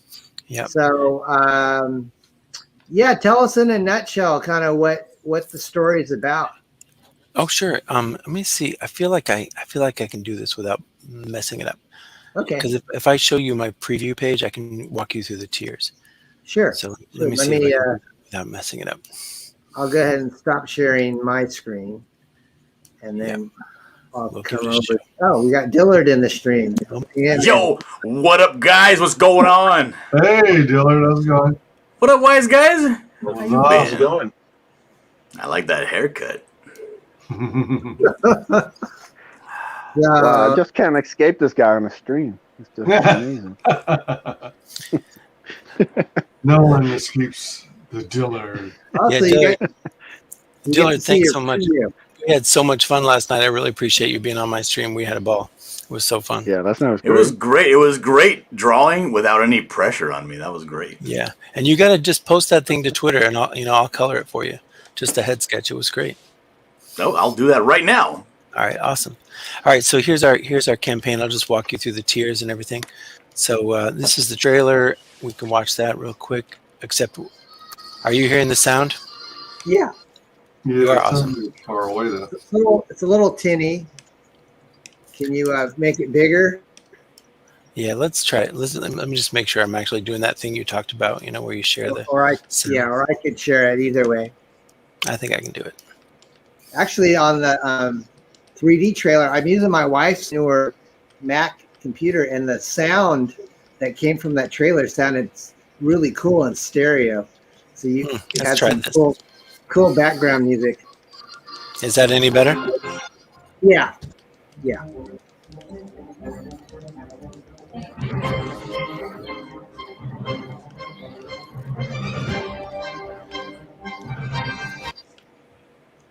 Oh, buffering.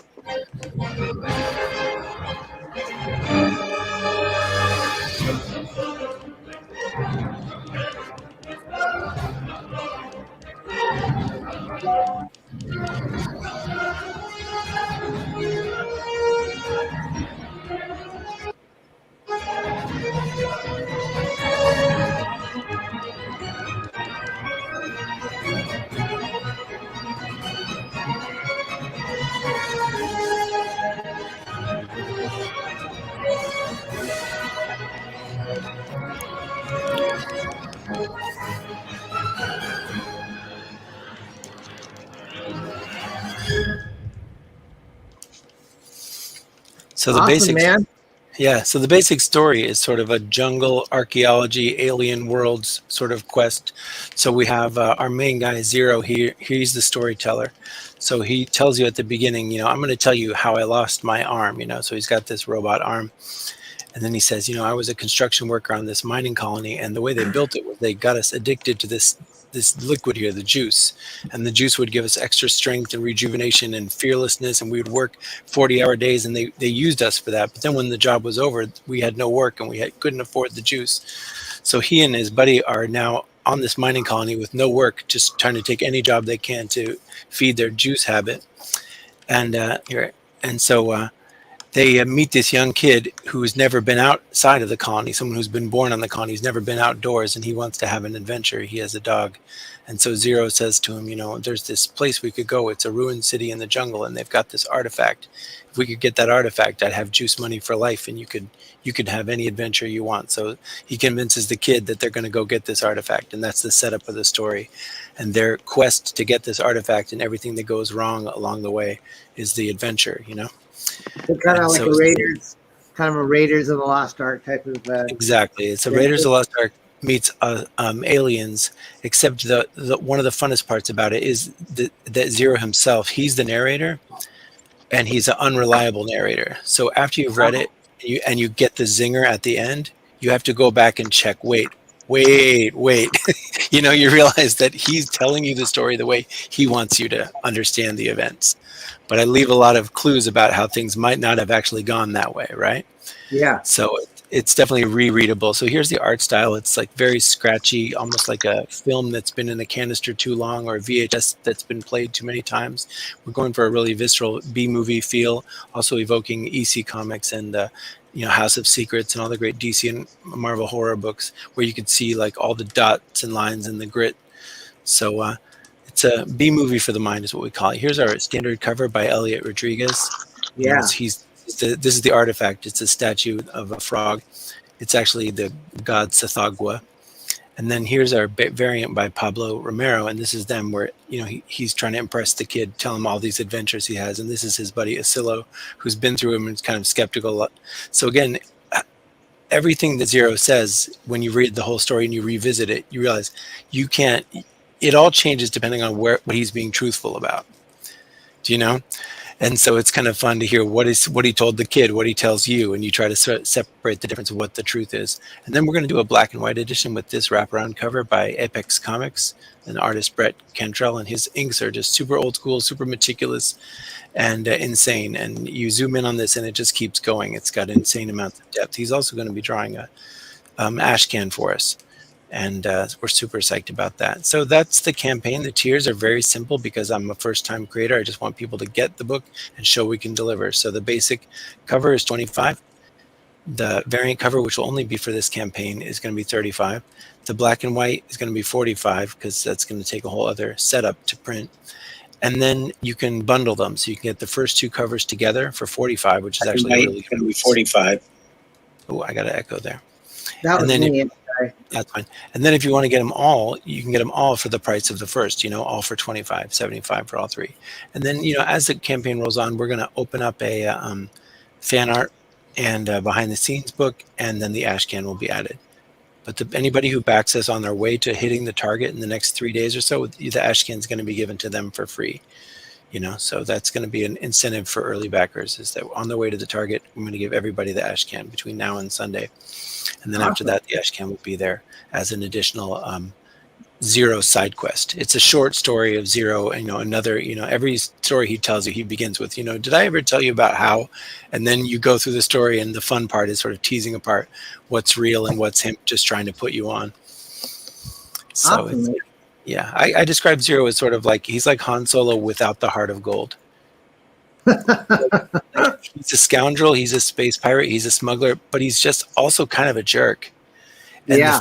The fun part is he gets you going in the story, and you want to believe, and you want to believe. And then at the end, you're like, damn it, Zero, damn it. You realize that he got you again, So that's a fun, he's sort of a scoundrel, a true scoundrel. That's awesome. Well, I wish you the best. When are you planning on making this live? I'm going to make it live very soon. And I'm just going to run it up. I'm going to run it up all weekend and just see if we can hit that target this first weekend. I was talking to Wise earlier, and it's like, yeah, I could have a stream and we could try to run it up live on camera, but a little bit like Edwin the Ace doesn't want to sign comics. Like, I'm a nobody. I need to just get a solid base hit. That's what I want to do. I want to get a solid base hit on my own merit, word of mouth. And then when this book is fulfilled and like people have heard, oh yeah, that was good. Yeah, that guy can write. That book was fun. I had to read it a couple times. It was fun. Then the next time, I'll have a big party and everyone can watch me hit my goal or whatever. But the first one, I just want to get there. I want to get there by all the connections and, that I've made all across the indie comics world here. I mean, there's a lot of good people out there. So going to help each other out. Oh, thanks. Yeah, mostly you, Dillard. Oh yeah, we have an audio comic coming soon. I'm going to do an audio version, and Dillard is on it. He's great. He's great. His voice, I play the coolest guy. Yeah, you play a Zillow who only speaks in like one syllable responses. So Zero's like, "What do you think we should do?" He's like, "Run." But the fun part is when the adventure gets way intense, of course, Zero panics, and then Asilo's the one who has to save everybody, right? But I get it out there, though. I with those one-word exclamations, I really sell it. So. Oh, you totally do. He did three. All right, I put the drawing up on Twitter, so now you got to do your part, and that's going and like my tweet. Oh, I sure will. All right, last thing I want to do before I hog up all your airtime is I want to show you that picture of the hamsters. All right, please. Yeah. All right, so let me just try to get it so I don't boomer it. Yeah, what are we talking about? I thought we were talking about Don Chin's IP, not yours. No, we're talking about Don Chin's IP, right? We're about to. What? I'm sharing the love because you guys shared the love with me. The least I can do is On your last day, see, you got to yell at everybody. This is all about you. All right, let's see if this is it. You're supposed to say it's all about me. Oh my god! You see it? Yeah. Let me take out this little chat thing I have here. It's colored and everything. When did you do this? I colored it today. So it's super cartoony, but I think it so was the original hamsters. So I had fun doing it. Yeah. Yeah, it's just a lighthearted sketch, but I had a lot of fun doing it. Just captured the whimsical. If the hamsters were given these powers for a day, they would just cause so much havoc. Yeah. I love Nightcrawler because he was one of my favorite X-Men. So I never imagined a hamster as Nightcrawler. Yeah. I thought it all worked. All the personalities really worked, and it would be a great like one shot if they were suddenly given the powers of the X-Men and what trouble they would get into. That would be hilarious. That's cool. Man. So yeah. Let me see if I can bop over and show you. Well, you saw it already, but let's see if I can. Look at this. You have to tag me on Twitter if you. I saw you posted the black and white one, and I like that one, but I didn't see the color one. So no, it just went up around midnight. So all right, I'll make sure you get tagged in it. All right, well, Don, this is awesome. I'm going to try to get some sleep. All right. And Dillard, you're in Canada, is that right? Hell no. What? I thought you were the mayor of Winnipeg. Everybody thinks Canada. No, my character, the Buckler, is from Canada. You see, you remind me of your character. That's the thing, you know. Yeah, I'm from Southern California. Is where I live. Oh, that's similar to Winnipeg, yeah. It's basically the same place. It's basically the same, yeah. Well, all right, guys. Anyway, peace, guys. Have a great evening, and thanks for all your support. All right. Wish me luck. You know, give me a boost tomorrow, okay? Tomorrow's a big day. Thank you. My friend. You need your rest. I was so nervous before I launched my campaign. I had toilet issues. Yeah, I didn't sleep for like a good 48 hours before. Right? Dude, I had been awake for like 48 hours, and right the day that I was supposed to launch, right? I was like, God, I'm trying to make all these contacts and, you know, whatever. It was the morning. It was early morning because I had worked through the night setting up the campaign and all that. And right as I was like, I'm going to go to bed. I'm going to get a good solid 6 hours of sleep, and then I'm going to hit it hard. Right before I was about to go to bed, EVS goes live and puts an open link to anybody that wants to promote. So I go in there, I'm all bleary-eyed. I can't even see straight because I've been drawing on this screen for so long and making assets and everything. And he's like, so tell me about your stuff. I give him like a 2-second spiel, and then I hang up on the call. I'm like, oh God, I just totally biffed it. Oh man. What did you get a push on your book from just that little No, my book wasn't even live at the time. I was gonna go live that afternoon, you know? Oh yeah, so it was pre-launch. Yeah. Oh. Bill, how are you holding up over there, my friend? You're a night owl. You're probably this is like your prime. I'm about to fall over. My boy said it's like, I'm going to wrap this up in about 15 minutes. And he said that like 5 times. And I'm like, okay. Did I say that? I turned off the camera for a minute because I was just like, I'm going to have a snack. So I had a snack while I was watching. So that way, I had to turn off my mic because I don't want you to hear me chewing. No problem. I'm gonna probably wrap this up soon. I want to just give Wise and Dillard the chance to just give us any shill that they want. Before yeah. We're all night owls anyway, so it's Wise. Do you got anything you want to say, or how people can get a hold of you?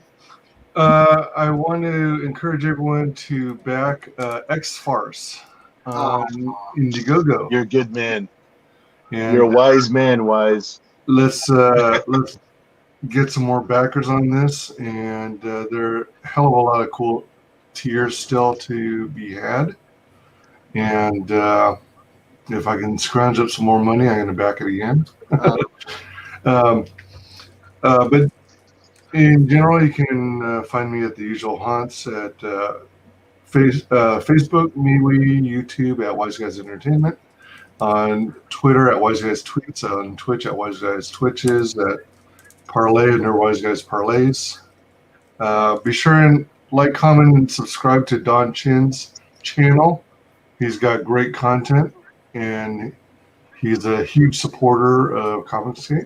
Thank you, my friend. And yeah. Keep up the good work, Don. Thank you, my friend. I'm glad you were able to stop by, Wise. I'm glad I was able to. Thanks for the invite. Again, my friend. So, feel free to drop any links. I made you a mod so you can put in your contact info. Mr. Dillard. What's up? Hey, I'm buddy. not a mod. I can't drop anything. I would make you a mod if you commented. I can just say something and I'll give you a wrench. I said hi. Hang on, let me find where you said that. I said it in the chat. You said it in the chat. I'm looking. I don't see where you. Well, you can say it again, and then I can make you mod. But then we're going to end the show. Oh, there you are. There you are. Okay, I got you, Dylan. I got you back here, buddy. Finally. All right. You're a mod, my friend. Talk about unprofessional.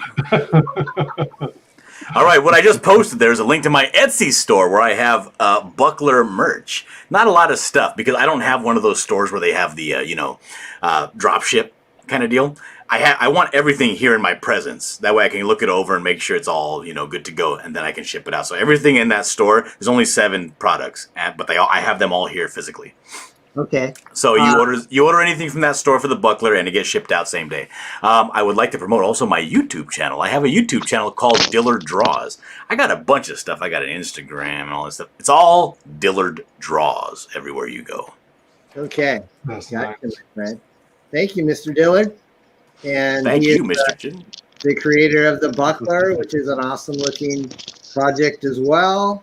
If I might add, Dillard's got on his channel this awesome show segment called Scribattles. Anyone who's into drawing or Pictionary ought to get in on that action. It's a lot of fun. Yeah, we have a little show. All we do is we take like a topic, like 80s cartoons or whatever. We make a big list, and everybody all the artists have to draw it real fast as they can. You have a 2-minute time limit, and some of it comes out looking like straight garbage. But the fun of it is the people in the chat have to guess what it is you're drawing, and after the season ends, whoever has the highest accumulated score total gets a free buckler hat. Ooh, Bill Mouse, I think that's calling your name, man. I think it's calling your name. What'd you call me? What? Bill he's very quick. He was on Drawn and Quartered last week, and he drew 3 Yeah, we had a lot of fun. He drew 3 pieces in the amount of time it took everybody to draw 1 piece. Oh no! See, the thing is, if you're a good, accomplished artist, you do terrible at Scribbattle. There's no time to do any kind of undersketch or nothing like that. You got to get, and the whole time you got people just jabbing at how awful your drawing is. All right. All that SeaWorld caricature work gave me the edge on that one, Don. Yes. Oh, there you go. I used to do caricatures too. Yeah, there we go. Awesome. Yeah. That's boot camp for any artist. Hell yeah, it is. That's boot camp. You get as soon as they sit down, they're already ready to go. Like, are you finished? Yeah. Anybody who wants to learn something different about art, just throw them to the wolves. Have them draw caricatures at a theme park for a minute. That'll do the trick. And then I used to do it at fairs when people were already drunk and they just wanted to spend some extra money, and they sat down angry. Where's my pictures? I finished. Oh, dude, I was doing it at SeaWorld right when Anheuser-Busch had bought the park. So they had this whole thing. So late at night, towards the end of the day, we used to get parties of people. There was one time where I had to draw 15 people. It didn't look like any of them. I actually duct tape. I took Scotch tape and put these 3 sheets of paper together. It was the worst drawing I ever did in my life, and it was the biggest tip I ever got for artwork ever in my life. Nice. They had a great time, and it was stick figures. But they had fun. It was a good time. Damn. So, Bill, tell us anything you want to say on your way out, my friend. Yeah. Anybody who's just looking for my stuff, billmausart, MAUS, billmausart.studio is my webpage. Near X Reborn is my Kickstarter that's going on right now. It's I'm like $100 away from 11,000 and hitting our next stretch goal. Nice. So if somebody just break out a couple extra coffee bucks and shoot us over the top of that, that'd be awesome. We only have 7 days left in the campaign. Obviously promoting X-FARCE because that's our dealio, and we got Beard Zerker coming up after that. So lots of fun stuff to think about coming up. So I am excited. And yeah, man, are you kidding? It's like, so yeah, don't worry about the late night. I'm gonna be up for like 2 more hours anyway. Awesome. Candace is in the cat. I got things to work on. Thanks for the card. Thanks, Candace. You're welcome, Candace. I'm super glad that you like. Awesome. Thank you. Yes, my friend. Well, hey everyone. One thing I wanted to do is just say thanks to Edwin as well. Edwin, how can people reach you, my friend? Yeah, you can follow me on Twitter. I'm at Edwin Aces. I also have my YouTube channel, Drawing Aces. We do streams every Friday and Sunday nights. Come hang out with us. And most importantly, please like, share, and back the Ace Volume 1. We got some cool stuff coming. Awesome. Definitely. All right. Thanks, Edwin. Cool. Hey, are you East Coast or West Coast? East Coast. East Coast? Okay. You guys are all late night. Me and Dillard, we got partying still to do. Exactly. In California. So yeah, guys, I'm just gonna show the campaign one more time. I'm gonna and then I'm just gonna refresh it. We're at 6714, and maybe if someone backs between now and we got 2 hours left, there's a chance we still might hit 7,000. It's not gonna kill me if we don't, but yeah, we had a good run, guys, and it will kill me if you don't. You don't want me to die now, do you? No, I don't. Need to hit that lucky 7, man. We'll go in demand. Shoot it over the top. So everybody that if you get paid after we close, feel free to come back and shop some more. But hey, guys, it's been a lot of fun. I got to meet all of you guys in the last 60 days, other than Bill. So I feel like I've increased my I get singled out. I got to increase my homie posse. You guys are all awesome creators and supporters, and we couldn't have done this without you. So I really wanted to say a heartfelt thanks to everyone, and it's been fun. We'll do this again for Beard Zerker, and any other parting words, guys, before we say goodnight? Yeah, back X-Farce or I will die, literally. Yes. If you want to see the buckler come out, you will back X-Farce. Yes. Yeah. That's the way that rolls. Yeah, if this doesn't reach 7,000, I'm not fulfilling on the buckler. Doesn't take the money and run. That is a fan. That is a true fan. I'm gonna pull a Critias on everybody. Well, I'm gonna go ahead and see us out with well, guys, what your vote is either for the Sham Wow rap or the Slap Chop rap. You guys tell me which one you want me to play as our exit video. Sham Wow. Oh, dude, Slap Chop. The Slap Chop. Buckler, what do you vote for? Slap I haven't seen either, but I want to see the Slap Chop. You want to see the Slap Yeah, Chop? Slap Chop. Edwin, You can't go wrong with Slap Chop. Okay, Slap Chop wins. I don't want to feel like a dummy because I actually bought the ShamWow. So do the Slap Chop instead. All right, we're gonna do the Slap Chop. That sucks. I actually bought the ShamWow too. All right, everybody. Oh, snap. All right, man. Good hanging out with you guys. Thanks for hanging out, Ray. Thanks for being here for like three plus hours. And we are going to go ahead and wrap it up with a little fun. And we'll see you guys next time. All right, Slap Chop. Hi, it's Fitz with slap chop chop chop chop chop chop chop chop chop chop chop chop chop chop. Hi, it's Fitz with slap chop. You can be in a great mood all day. You're gonna slap your troubles away with the slap your troubles away with the slap chop. Hi, it's Fitz with slap chop. You can be in a great mood all day. You're gonna slap your troubles away with the slap your troubles away with the slap chop. Look, here's a potato. One slap, you get big chunks for the stew. Two slaps, don't fries. And the second, man, look at this. With your and mushroom, the more you do it. I don't get your speech any brains. Now, you love salad, you hate making it. You know you hate making salad, you hate making it. Except we don't have any salad in your diet. Just one slap, salad. A soup, coleslaw, stuff in what? 5 seconds? 4 or 5 seconds, it's done. This thing, this tuna, looks boring. Stop having the boring tuna. Stop having the boring life. Add this tuna, make it like this. Now you're gonna have a nice, exciting life. Now here's a hard-boiled egg. One chunk, you add the pickle, you add the green. And what you can do, you can mix things together. You add the ham, and you're gonna love this. You don't have time to make breakfast. Breakfast to go. Watch this, you're gonna love my nuts. Watch this, you're gonna love my nuts. Watch this, you're gonna watch this. You're gonna watch this. Watch this, watch this, watch this, watch this. Put my fruit, put mango. Watch this. Watch this. Watch this. Watch this.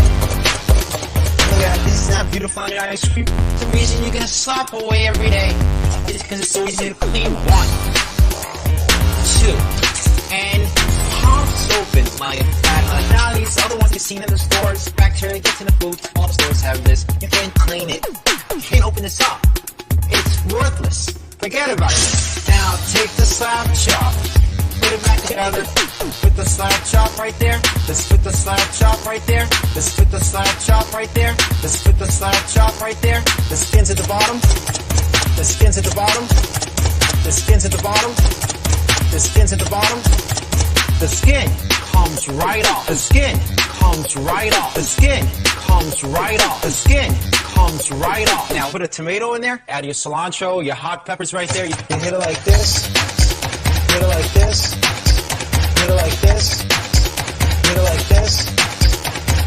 Guys, we're gonna make America free again, one slap at a time. It's guys, we're gonna make America free again, one slap at a time.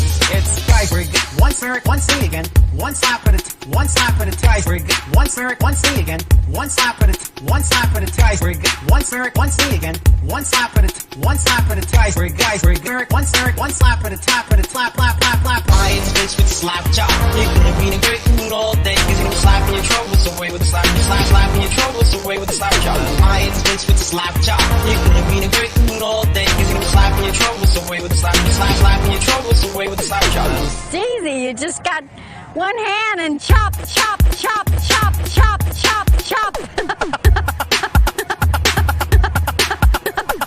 Watch this: tacos, fettuccine, linguine, martini, bikini. Damn, that's good. Good pick, man. Well, have a good night. Keep smiling. God bless.